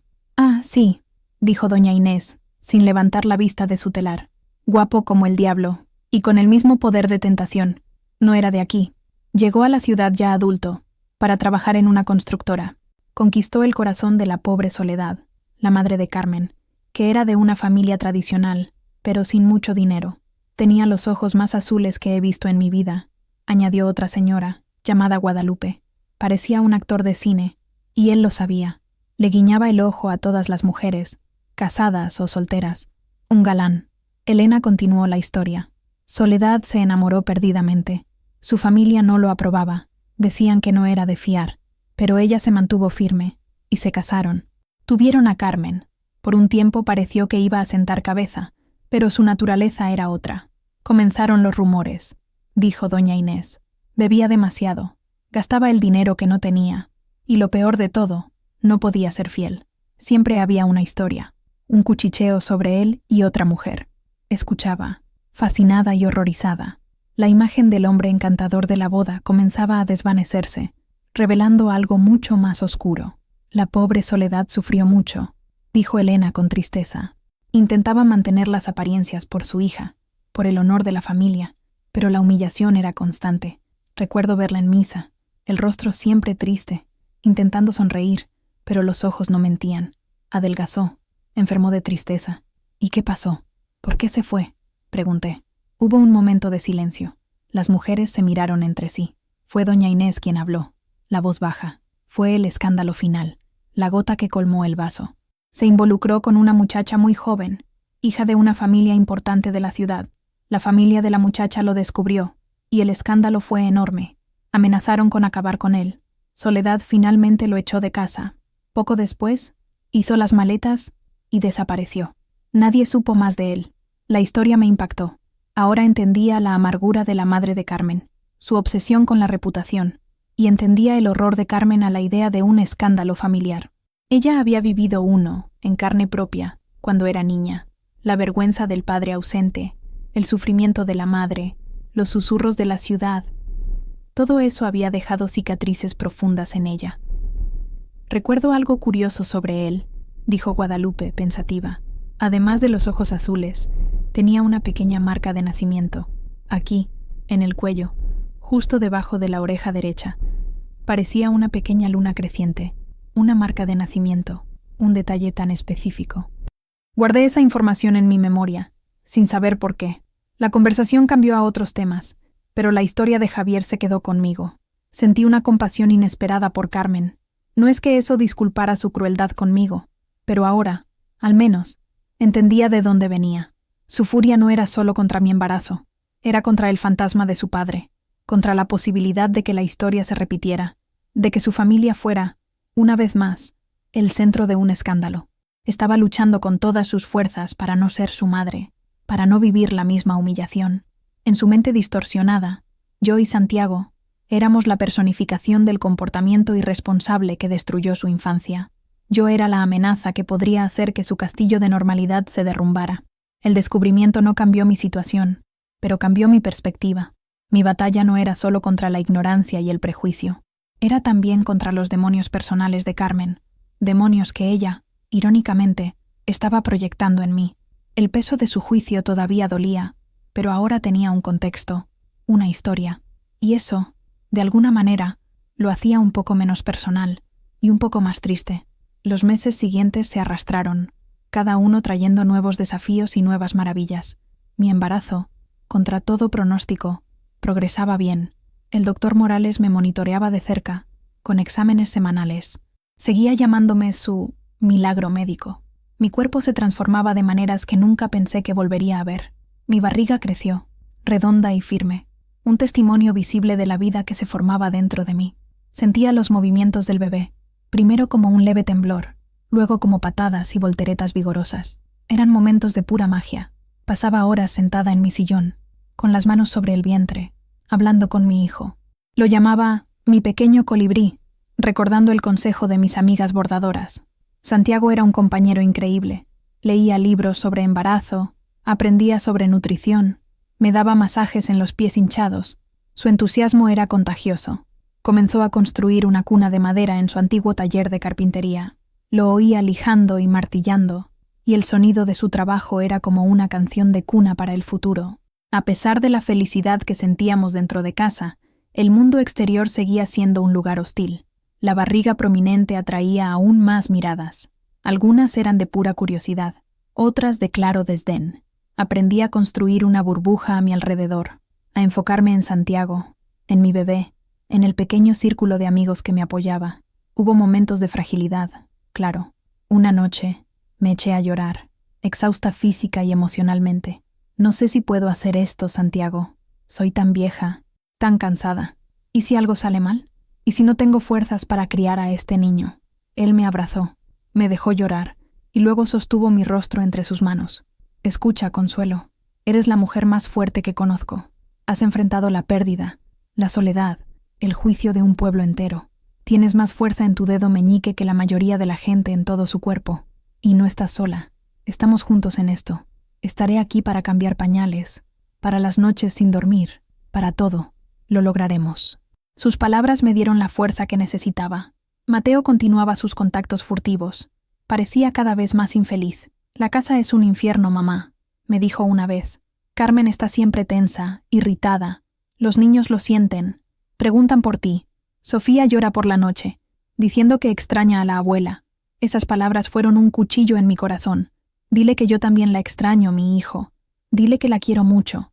Prometió que lo haría. A medida que la fecha del parto se acercaba, el miedo y la expectativa crecían en igual medida. Santiago y yo preparamos un pequeño rincón en nuestro cuarto para el bebé. La cuna que hizo era una obra de arte, con pequeños animales del bosque tallados en la madera. La forré con sábanas que bordé a mano. El rebozo de seda estaba listo, doblado y esperando. Todo estaba listo. Estábamos tan preparados como 2 personas de 60 y tantos años podrían estar para recibir a un recién nacido. Me sentía como si estuviera al borde de un precipicio, a punto de dar un salto a lo desconocido. Era aterrador, pero también había una sensación de euforia. Una semana antes de la fecha prevista, sentí la primera contracción. No fue fuerte, pero fue inconfundible. Respiré hondo. Miré a Santiago. Creo que es la hora, dije. El momento que habíamos esperado, temido y soñado, finalmente había llegado. Nuestro pequeño milagro estaba en camino, listo para enfrentar el mundo. Y sabía, en el fondo de mi alma, que su llegada no sería silenciosa. Venía para cambiarlo todo. En los meses previos al parto, Mateo, atormentado por la culpa y la infelicidad en su propia casa, Intentó forzar una especie de tregua. No quería que su hijo naciera en medio de una guerra familiar declarada. Insistió en que Carmen me visitara, aunque fuera brevemente, para mantener las apariencias. La visita fue un desastre de cortesía forzada. Carmen entró en mi casa como si estuviera entrando en territorio enemigo. Sus ojos examinaron cada rincón, juzgando. Trajo un regalo, una manta de bebé de una tienda cara de la ciudad. El gesto era vacío, una obligación cumplida sin una pizca de calidez. «Vinimos a ver cómo estás», dijo, la voz sin emoción, evitando mirar mi barriga. Santiago nos sirvió un vaso de agua de Jamaica. El silencio era tan denso que se podía cortar con un cuchillo. Intenté conversar, preguntando por los niños. Las respuestas de Carmen eran monosilábicas. «Están bien. La escuela va bien». No se quedó más de 10 minutos. Al salir se detuvo en la puerta y me miró. Había algo en su mirada, una mezcla de rabia y... ¿miedo? Espero sinceramente que sepas lo que estás haciendo, Consuelo, por el bien de todos. No era un deseo de buena suerte, era una advertencia. A pesar de la frialdad, Mateo insistió en estas visitas esporádicas. Él las veía como una señal de progreso, pero yo sabía que eran solo una fachada. Carmen venía, se sentaba por unos minutos y se iba. La distancia entre nosotros seguía siendo la misma. En una de esas visitas, algo diferente sucedió. Estaba en el 8º mes, sintiéndome enorme y torpe. Estaba sentada en mi sillón, bordando, cuando llegaron. Carmen entró y sus ojos, por primera vez, se fijaron en mi barriga.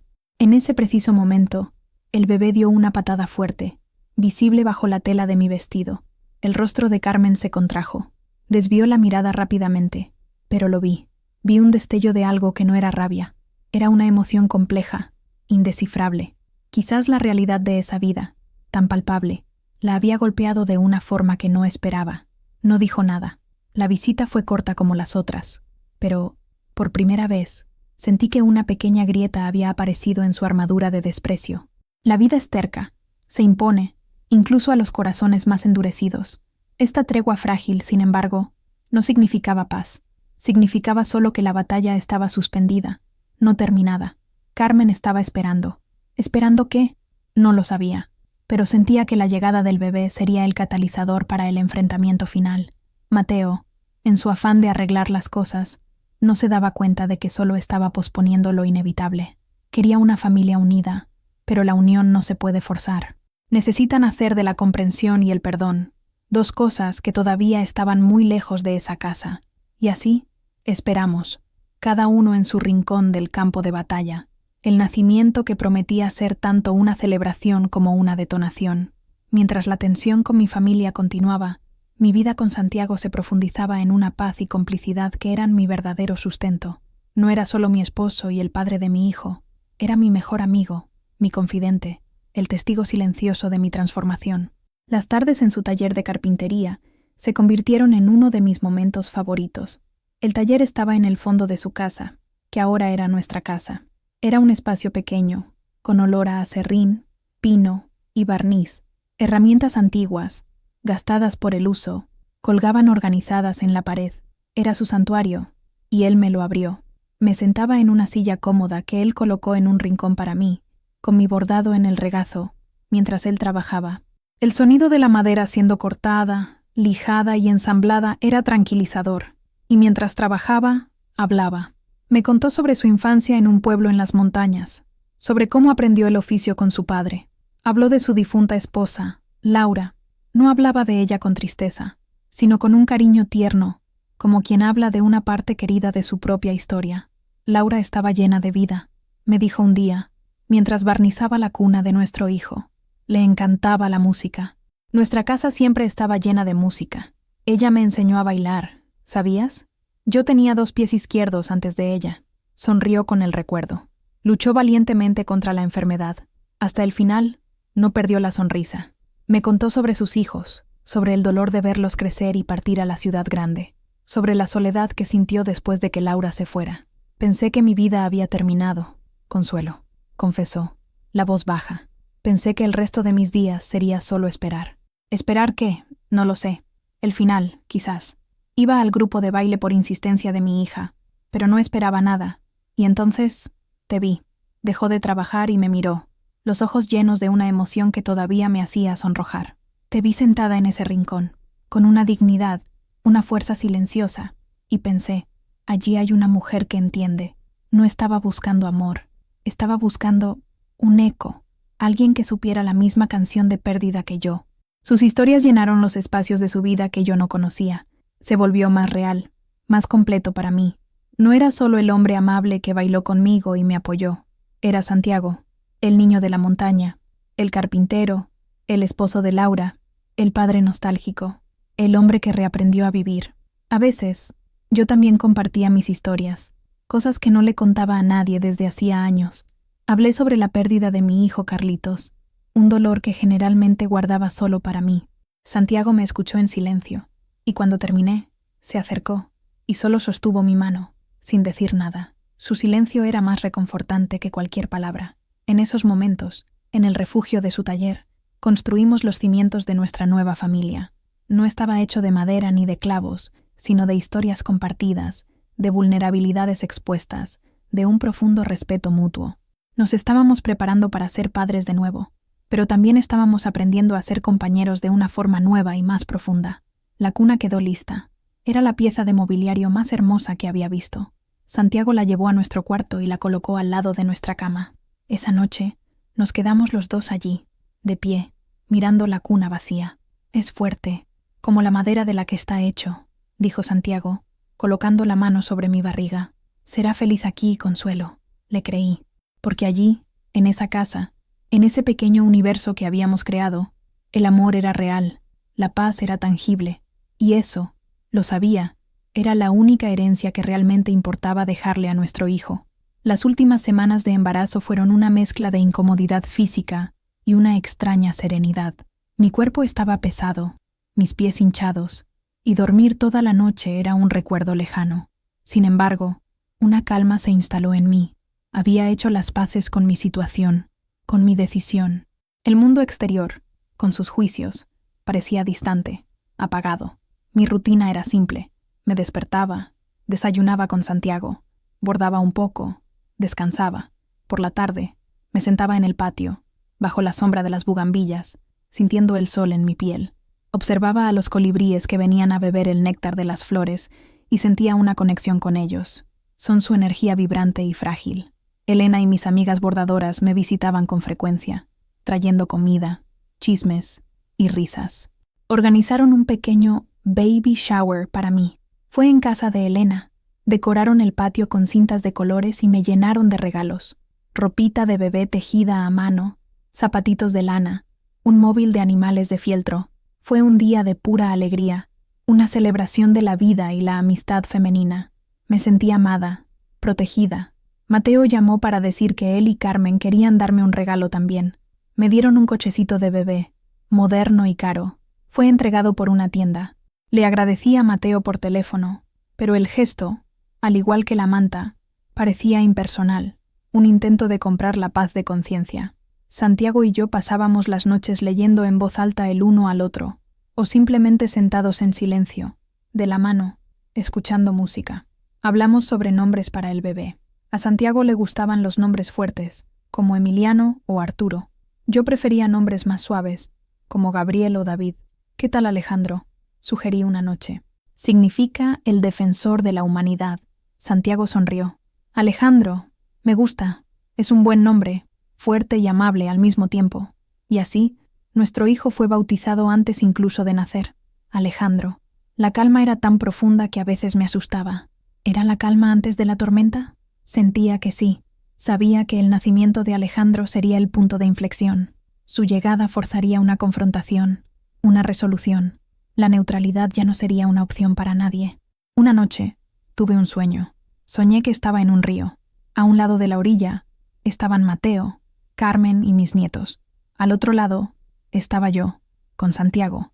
Y en medio del río, flotando en una cuna de juncos, estaba el bebé Alejandro. Las aguas del río comenzaron a subir. La corriente se hizo más fuerte. Ambas orillas comenzaron a desmoronarse. Me desperté con el corazón acelerado, el sudor frío en la frente. Le conté el sueño a Santiago. Me abrazó. Es solo el miedo hablando, mi amor. No vamos a dejar que el río se lo lleve. Vamos a construir un puente. Quería creerle, pero en mi corazón sabía que algunos puentes no se pueden construir. Algunos necesitan ser quemados para que se puedan descubrir nuevas tierras. En los últimos días, una sensación de urgencia se apoderó de mí. Terminé los últimos bordados para el ajuar del bebé. Preparé la pequeña maleta para el hospital. Lo verifiqué todo una y otra vez. Estaba lista. Estaba esperando.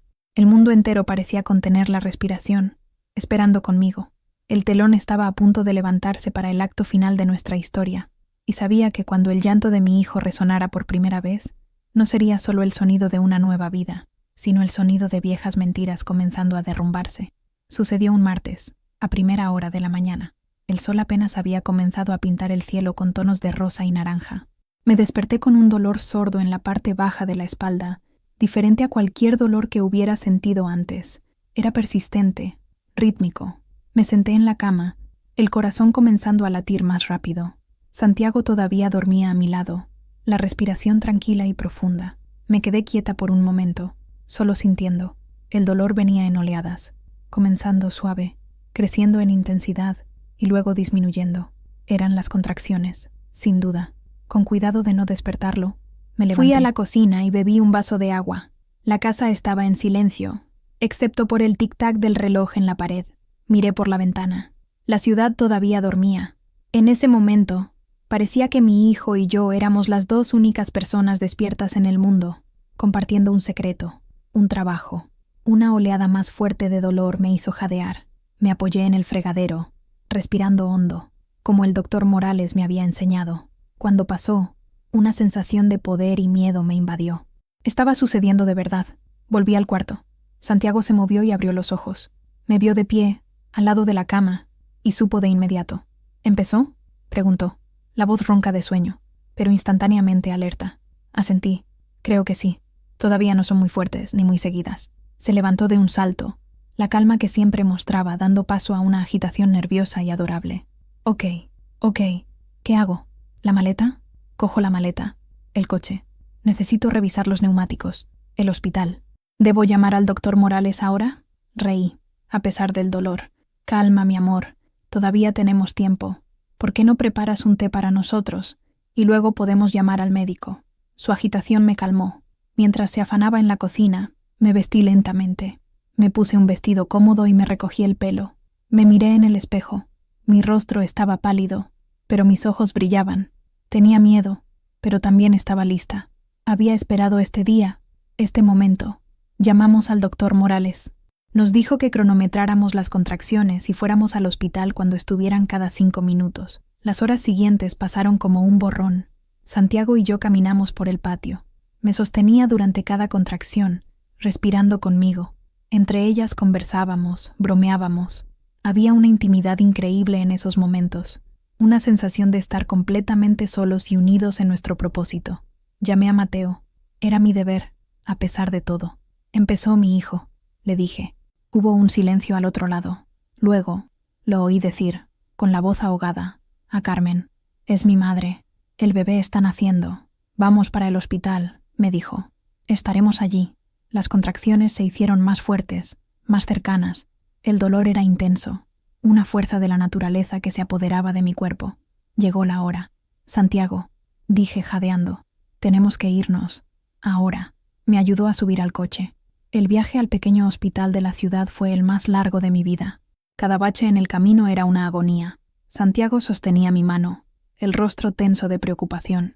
Cuando llegamos, el equipo del hospital ya nos estaba esperando. Me pusieron en una silla de ruedas y me llevaron a la sala de partos. El olor a antiséptico, las luces brillantes, el sonido de los monitores cardíacos, todo era abrumador. Lo último que vi antes de que las puertas se cerraran fue el rostro de Santiago, lleno de amor y miedo. Y más atrás, vi llegar a Mateo, con Carmen a su lado. El rostro de ella era ilegible. La tormenta había llegado, y yo estaba en el ojo del huracán. La sala de partos era un mundo aparte, un universo de blanco, acero y sonidos electrónicos. El doctor Morales estaba allí, la voz calmada y tranquilizadora. Las enfermeras se movían con una eficiencia impresionante. Yo era el centro de todo, pero al mismo tiempo me sentía a la deriva, llevada por una corriente de dolor que era más fuerte que yo. Santiago estaba a mi lado, vestido con un traje quirúrgico verde. Sostenía mi mano, el rostro pálido bajo la mascarilla. Sus ojos nunca dejaron los míos. Susurraba palabras de aliento. Limpiaba el sudor de mi frente. Su presencia era mi única ancla. Pasaron las horas. El dolor era un animal vivo, consumiéndome. Hubo momentos en que pensé que no lo lograría, que mi cuerpo viejo y cansado cedería. Lloraba, gritaba, rezaba. «Puedes hacerlo, Consuelo», decía el doctor Morales. «Eres fuerte. Un poco más. Piensa en nuestro Alejandro, mi amor», susurraba Santiago. «Ya casi está aquí». Y entonces llegó el momento final. Con una fuerza que no sabía que poseía, con un grito que parecía venir de las profundidades de la tierra, sentí una liberación. Y en el silencio que siguió, se oyó un llanto fuerte, agudo, lleno de vida. Mi hijo. Las lágrimas corrieron por mi rostro, pero esta vez no eran de dolor, eran de alivio, de agotamiento, de una alegría tan abrumadora que dolía. «Es un niño, Consuelo», dijo el doctor Morales sonriendo. «Un niño sano y fuerte». Las enfermeras lo limpiaron rápidamente y lo envolvieron en una manta, y entonces lo pusieron en mis brazos. Era pequeño, arrugado, el rostro rojo de llorar, pero era la cosa más hermosa que había visto. Dejó de llorar en el momento en que lo toqué, como si reconociera mi olor, mi calor. Sus ojitos se abrieron, curiosos. Santiago se inclinó, el rostro mojado de lágrimas. Tocó la mejilla del bebé con el dedo. «Bienvenido, Alejandro», susurró. En ese momento, en esa burbuja de felicidad, el mundo exterior no existía. Éramos solo nosotros tres, una familia. Después de un tiempo, el doctor Morales dijo: «Voy a llamar a su familia para que lo vean. Están esperando ansiosamente». Me sentí tensa. La paz estaba a punto de romperse. Santiago apretó mi mano, como si leyera mis pensamientos. «Todo va a estar bien», dijo. La puerta se abrió. Mateo entró primero, el rostro una mezcla de alivio y asombro. Miró al bebé en mis brazos, y una sonrisa enorme se dibujó en su rostro. «Mamá, es perfecto». Se acercó para mirar más de cerca, y entonces entró Carmen. Se detuvo en la puerta, vacilante. Su rostro estaba pálido, la postura rígida. Caminó lentamente en nuestra dirección, los ojos fijos en el pequeño bulto en mis brazos. «Ven a ver a tu hermanito, Carmen», dije, la voz débil, pero tratando de ser amable. Llegó al lado de la cama, miró el rostro de Alejandro, y el mundo se detuvo. El silencio en la sala era total. El único sonido era el suave pitido del monitor cardíaco. El rostro de Carmen pasó del blanco al gris. Sus ojos se abrieron de par en par. Su boca se abrió ligeramente, como si quisiera gritar, pero no salió ningún sonido. Dio un paso hacia atrás, tambaleándose, como si hubiera recibido un puñetazo. Mateo, que no se había dado cuenta de nada, la miró, confundido. «¿Carmen? ¿Qué pasa? ¿Estás bien?» Pero ella no lo oía. Seguía mirando fijamente al bebé, el rostro una máscara de puro horror e incredulidad. Santiago frunció el ceño sin entender. Yo tampoco lo entendí, al principio. Miré a mi hijo, miré su pequeño y perfecto rostro. Sus rasgos aún eran de recién nacido, pero había algo distintivo. Y entonces, el doctor Morales, en su inocencia, dijo las palabras que detonaron la bomba. «Vaya, qué curioso», dijo sonriendo. «No se parece a ninguno de los dos, pero esos ojos son tan azules, y miren, hasta tiene una pequeña marca de nacimiento en el cuello. Parece una luna creciente, ojos azules, una marca de nacimiento en el cuello, en forma de luna creciente». Las palabras del médico resonaron en el silencio de la sala. El recuerdo de la conversación con mis amigas bordadoras me golpeó con la fuerza de un rayo. Tenía los ojos más azules que he visto en mi vida. Tenía una pequeña marca de nacimiento. Aquí, en el cuello, parecía una pequeña luna creciente. Estaban hablando de Javier, el padre de Carmen. Lentamente, miré del rostro de mi hijo al rostro de Carmen. Lo que vi allí fue la confirmación, el horror, el reconocimiento, la negación, todo chocando en sus ojos. La genética es una lotería caprichosa. Un niño puede heredar rasgos de abuelos, de bisabuelos, características que saltan generaciones. Alejandro, mi hijo con Santiago, por una ironía cruel e increíble del destino, había nacido con el rostro de su abuelo político, el rostro del fantasma que atormentaba la vida de Carmen. Mateo, finalmente dándose cuenta de que algo estaba terriblemente mal, miró de su esposa al bebé y de vuelta a su esposa. «Carmen, ¿qué está pasando?» Ella no respondió, solo sacudió la cabeza, lentamente, De un lado a otro, los ojos fijos en Alejandro. Es él, susurró. La voz un hilo. Es su rostro. ¿El rostro de quién, Carmen?, preguntó Mateo, la paciencia agotándose. De mi padre, dijo, y la palabra salió como un veneno. Mateo se quedó confundido. ¿De tu padre? ¿Cómo así? Es solo un bebé. Pero yo lo entendí. Santiago, a mi lado, también comenzó a entender. La tensión en su mano aumentó. Carmen levantó la mirada del bebé y me encaró. Pero ya no había odio en sus ojos. Había algo mucho peor. Había una vulnerabilidad desnuda, un dolor tan antiguo y profundo que era casi insoportable de ver. La máscara había caído. La armadura se había roto en 1000 pedazos. Todos estos meses, comenzó, la voz temblorosa, ahogándose con las palabras. Todo este tiempo, te llamé sinvergüenza. Soltó una risa terrible, vacía, que se convirtió en un sollozo. La sinvergüenza, repitió, y esta vez se señaló a sí misma, el pecho agitado. Era la imagen de él. El universo se está riendo de mí. Me ha devuelto su rostro, para recordarme. Lágrimas gruesas comenzaron a rodar por su rostro. No eran lágrimas de rabia. Eran lágrimas de una vergüenza abrumadora. No la vergüenza que intentó imponerme, sino la suya propia. La vergüenza de ser hija de quien era. La vergüenza de haber pasado meses acusándome de ser exactamente lo que más temía en sí misma, en su propia sangre. Mateo me miró, los ojos llenos de preguntas, buscando una explicación. Yo solo lo miré, dejando que el peso del momento hablara por sí mismo. En ese instante, en la sala de partos, frente al pequeño Alejandro, el juicio se convirtió en asombro, y el desprecio en vergüenza, no la mía, la de ella. La verdad, que había estado enterrada durante décadas, acababa de nacer, llorando y con hambre, en mis brazos, y su rostro era el de un inocente, el rostro de un bebé que, sin saberlo, se había convertido en el espejo del alma atormentada de su tía. Carmen no pudo soportarlo más. Se dio la vuelta y salió corriendo de la sala, sus sollozos resonando por el pasillo. Mateo se quedó paralizado por un momento. Luego, me miró a mí, al bebé, y por primera vez, vio los ojos azules, la marca en el cuello, vio al fantasma, y en su rostro, la comprensión, seguida de un profundo dolor, tomó forma. Se dio la vuelta y fue tras su esposa, dejándome a mí y a Santiago solos con nuestro hijo, el hijo que había venido al mundo no solo como una bendición, sino como un juez silencioso. Me dieron de alta del hospital 2 días después. Fueron 2 días de una paz extraña. Mateo vino a visitarme solo. Estaba abatido, con los ojos rojos. Apenas podía mirarme a la cara. Carmen no está bien, dijo, en voz baja. No sale del cuarto, no come, solo llora. No dije nada, solo lo escuché. Mamá, lo siento mucho, susurró, con la voz entrecortada. No tenía ni idea. La historia de su padre. Nunca me contó los detalles.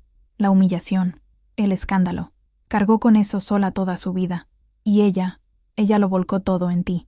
Lo sé, mi hijo, le dije suavemente. Fui un ciego, fui un esposo tratando de apaciguar a su esposa. Y fallé en ser un hijo. Dejé que te lastimara. Nunca me lo perdonaré. El perdón es un camino, Mateo, no un destino. Encontraremos el camino. Me abrazó, un abrazo de verdad, como no me daba desde hacía meses, y lloró. Santiago vino a buscarnos. Puso a Alejandro, que dormía pacíficamente, en la sillita de bebé en el asiento trasero. El viaje a casa fue silencioso.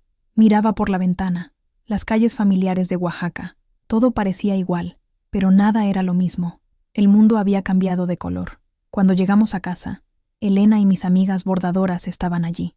Habían limpiado la casa, preparado comida y llenado el lugar de flores. Me recibieron con abrazos y lágrimas de alegría. Miraron a Alejandro con admiración. Es hermoso, Consuelo. Un ángel. No hicieron preguntas sobre el drama en el hospital. No lo necesitaban. La noticia, de alguna manera, ya debía de estar extendiéndose. Pero en su mirada, solo había amor y apoyo. Esa primera noche en casa, Santiago y yo nos quedamos despiertos, solo observando a Alejandro dormir en su cuna. Es increíble, dijo Santiago maravillado. ¿Cómo puede un ser tan pequeño tener tanto poder? Ni siquiera ha abierto bien los ojos, y ya ha puesto el mundo patas arriba. Él no ha hecho nada, le dije. Simplemente es. A veces, la simple verdad de existir es suficiente para que las máscaras caigan. En los días que siguieron, la vida encontró un nuevo ritmo, un ritmo de tomas, cambios de pañales y noches mal dormidas. Era agotador, pero era un agotamiento feliz. La presencia de Alejandro llenó la casa de una energía nueva, de un propósito renovado. Me sentía más viva que nunca. Una semana después, Mateo apareció de nuevo en nuestra puerta. Esta vez, Carmen estaba con él. Estaba delgada, pálida, con los ojos hinchados. No podía mirarme a la cara. Se quedaron parados en la puerta, sin saber qué decir. «Pasen», les dije, con la voz tranquila. Entraron en la sala. Alejandro dormía en mi regazo. El silencio era pesado. Finalmente, Carmen levantó la vista. Sus ojos estaban llenos de un dolor que nunca antes había visto. «Yo», comenzó, la voz un susurro ronco. «No sé qué decir. No hay palabras para lo que hice, para lo que dije». Lágrimas silenciosas comenzaron a correr por su rostro de nuevo. Pasé toda la vida con miedo de convertirme en mi madre, una mujer amarga, humillada, destruida por la vergüenza. Construí muros a mi alrededor, reglas, para que mi familia fuera perfecta, para que nadie pudiera señalarnos. Y cuando tú apareciste, embarazada, fue como si mi peor pesadilla se estuviera haciendo realidad. El escándalo, los susurros, era la historia repitiéndose. Hizo una pausa, y te odié por ello, respirando hondo. Pero la vergüenza no era tuya, era mía, era el fantasma de él, que yo llevaba dentro, y lo arrojé sobre ti. Fui cruel, inhumana, y lo siento, Consuelo, más de lo que puedo expresar. Era una disculpa, real, venida del fondo de su alma rota. La miré, a la mujer que me escupió la palabra sinvergüenza, y no sentí rabia, sentí una inmensa y abrumadora compasión. No dije, todo está bien, porque no lo estaba. Las heridas eran profundas. Pero dije algo que era verdad. La curación lleva tiempo, Carmen. Para todos nosotros. Pero comienza ahora. Ella asintió, llorando en silencio. Mateo se acercó y vacilante preguntó, «Mamá, ¿podemos cargar a nuestro sobrino?» La palabra sobrino era un puente, una oferta de paz. Miré a Santiago. Él asintió, con una pequeña sonrisa en los labios. Con cuidado, pasé al pequeño Alejandro de mis brazos a los de Mateo. Lo sostuvo con una ternura reverente. Carmen se acercó, y por primera vez miró el rostro del bebé no con horror, sino con una tristeza infinita. Extendió la mano y, con el dedo tembloroso, tocó su suave mejilla. En ese toque, vi el comienzo del perdón. No mi perdón hacia ella, sino el de ella hacia sí misma. El camino hacia la reconciliación no fue una línea recta, fue un proceso lento, lleno de pasos vacilantes, de silencios incómodos, y de pequeños gestos. No hubo un momento mágico en el que todo volviera a la normalidad. La normalidad antigua había sido destruida. Necesitábamos construir una nueva. Carmen comenzó a hacer terapia, algo que Mateo me contó en confidencia. Estaba finalmente enfrentando los demonios de su pasado, desenterrando los dolores que la habían envenenado durante tanto tiempo. Sus visitas se hicieron más frecuentes. Al principio, eran formales, contenidas, pero poco a poco, la rigidez comenzó a ceder. Carmen empezó a preguntarme por Alejandro, sobre cómo dormía, si comía bien. Eran preguntas de una tía, no de una enemiga. Un día, llegó con mis nietos. Lucas y Sofía corrieron a abrazarme, con la alegría inocente de los niños que no entienden los dramas de los adultos, solo sienten la ausencia. «Abuela, te extrañamos», gritaron, abrazándome con fuerza. Mi corazón se llenó de una felicidad que pensé que nunca volvería a sentir. Miraron con curiosidad al bebé en mi regazo. «¿Es nuestro tío?», preguntó Sofía, con los ojos muy abiertos. «Sí, querida. Es vuestro tío Alejandro», respondí sonriendo. Carmen los observaba, y por primera vez en mucho tiempo, vi una sonrisa genuina en su rostro. Una sonrisa pequeña, cansada, pero real. Comenzó a ayudarme con pequeñas cosas. Traía el almuerzo. Se ofrecía a sostener a Alejandro para que yo pudiera descansar. Eran sus formas de disculparse, de reconstruir el puente que ella misma había quemado. La ciudad, como siempre, observaba. Los susurros no cesaron, pero cambiaron de tono. La historia del nacimiento, de la semejanza del bebé con el padre de Carmen, se extendió como un cuento popular. El juicio sobre mí disminuyó, reemplazado por una especie de fascinación, de chisme sobre el giro dramático. Dejé de ser la vieja sinvergüenza, para convertirme en la protagonista de una leyenda local. No me importaba. Lo que pensaran ya no tenía poder sobre mí. Mi vida se asentó en una nueva y feliz rutina. Santiago era un padre maravilloso, tan natural con Alejandro que parecía que lo había hecho toda su vida. Nuestras noches eran interrumpidas, nuestros días eran caóticos, y nunca habíamos sido tan felices. Un domingo, unos meses después, estábamos todos en mi patio. Yo, Santiago, Mateo, Carmen y los niños. El sol estaba cálido. Las bugambillas estaban en plena floración. Alejandro estaba en una alfombra en el suelo, riéndole a Lucas, que le hacía muecas. Carmen se sentó a mi lado. «¿Sabes?», dijo en voz baja. «El otro día estaba mirando unas fotos antiguas. Encontré una de mi padre. Hacía años que no la miraba. Esperé. Me di cuenta de que Alejandro no se parece a él. De verdad. Tiene sus ojos, la marca de nacimiento. Pero el resto, la sonrisa, la forma en que mira el mundo, eso es nuevo. Es suyo». Miró a su hijo, que se reía a carcajadas. «No es un fantasma. Es una bendición. Vino para curarnos». Puse mi mano sobre la suya. Sí, eso hizo. En ese momento, mirando a mi familia reunida, mi familia extraña, rota, pero real, supe que habíamos cruzado el río. Las orillas todavía estaban mojadas, la tierra aún estaba blanda, pero estábamos todos del mismo lado, juntos. Los años que siguieron no fueron una novela, pero continuaron siendo un poema simple, un poema con nuevos versos, más felices. Alejandro creció y se convirtió en un niño alegre, curioso y amado por todos. Sus ojos azules, que al principio fueron un shock, se convirtieron simplemente en una parte de él, una característica hermosa que lo hacía único. Creció rodeado de amor, el amor de una madre y un padre que ya no eran jóvenes, pero que tenían la sabiduría y la paciencia que trae la edad. El amor de un hermano y una cuñada que aprendieron, de la manera más dura, el significado del perdón, y el amor de un sobrino y una sobrina que lo adoraban. Carmen se transformó. La terapia la ayudó a liberarse de la amargura. Se convirtió en una mujer más suave, más compasiva. Nuestra relación nunca fue de una intimidad profunda, pero se convirtió en una relación de respeto y cariño mutuo. Se convirtió en una tía maravillosa para Alejandro, siempre presente, siempre amorosa. Mateo encontró la paz. El fin de la guerra en casa lo liberó. Se convirtió en un hijo más presente, un esposo más feliz. Santiago y yo envejecimos juntos.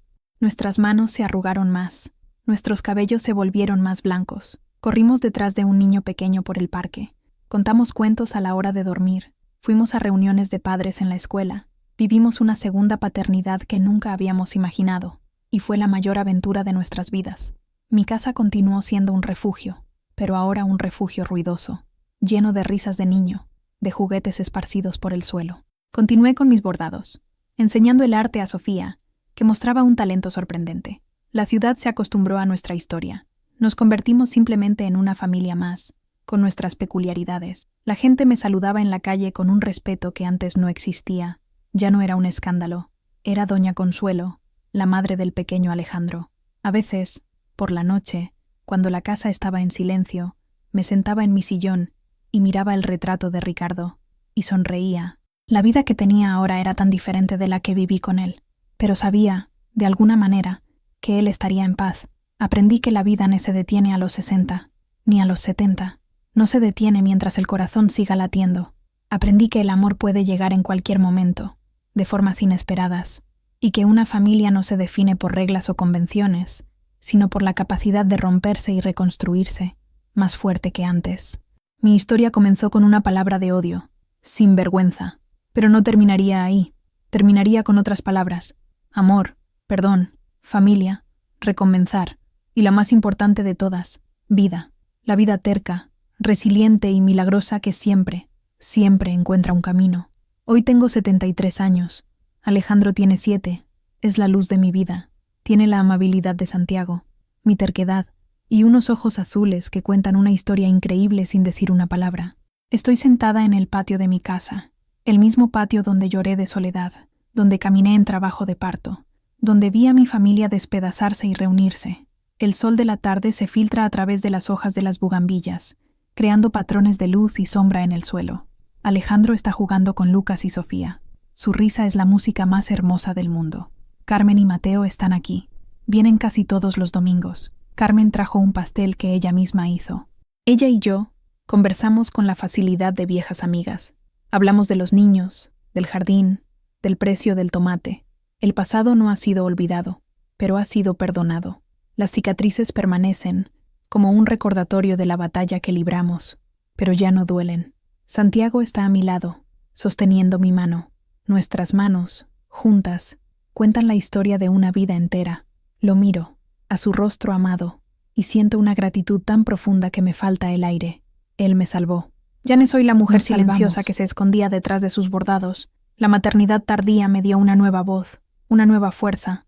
No solo di a luz a un hijo a los 66 años, me di a luz a mí misma, una nueva Consuelo, una mujer que no tiene miedo de vivir, de amar, de ocupar su espacio en el mundo. Mi historia se ha convertido en una especie de leyenda en nuestra pequeña comunidad. A veces, mujeres más jóvenes, o incluso mayores, me buscan para pedir consejo. No vienen a hablar de embarazo, sino de valentía, sobre cómo enfrentar el juicio, sobre cómo encontrar la felicidad cuando todos dicen que tu tiempo ya pasó. Y yo les cuento mi historia, y les digo que el tiempo no se acaba, solo se transforma.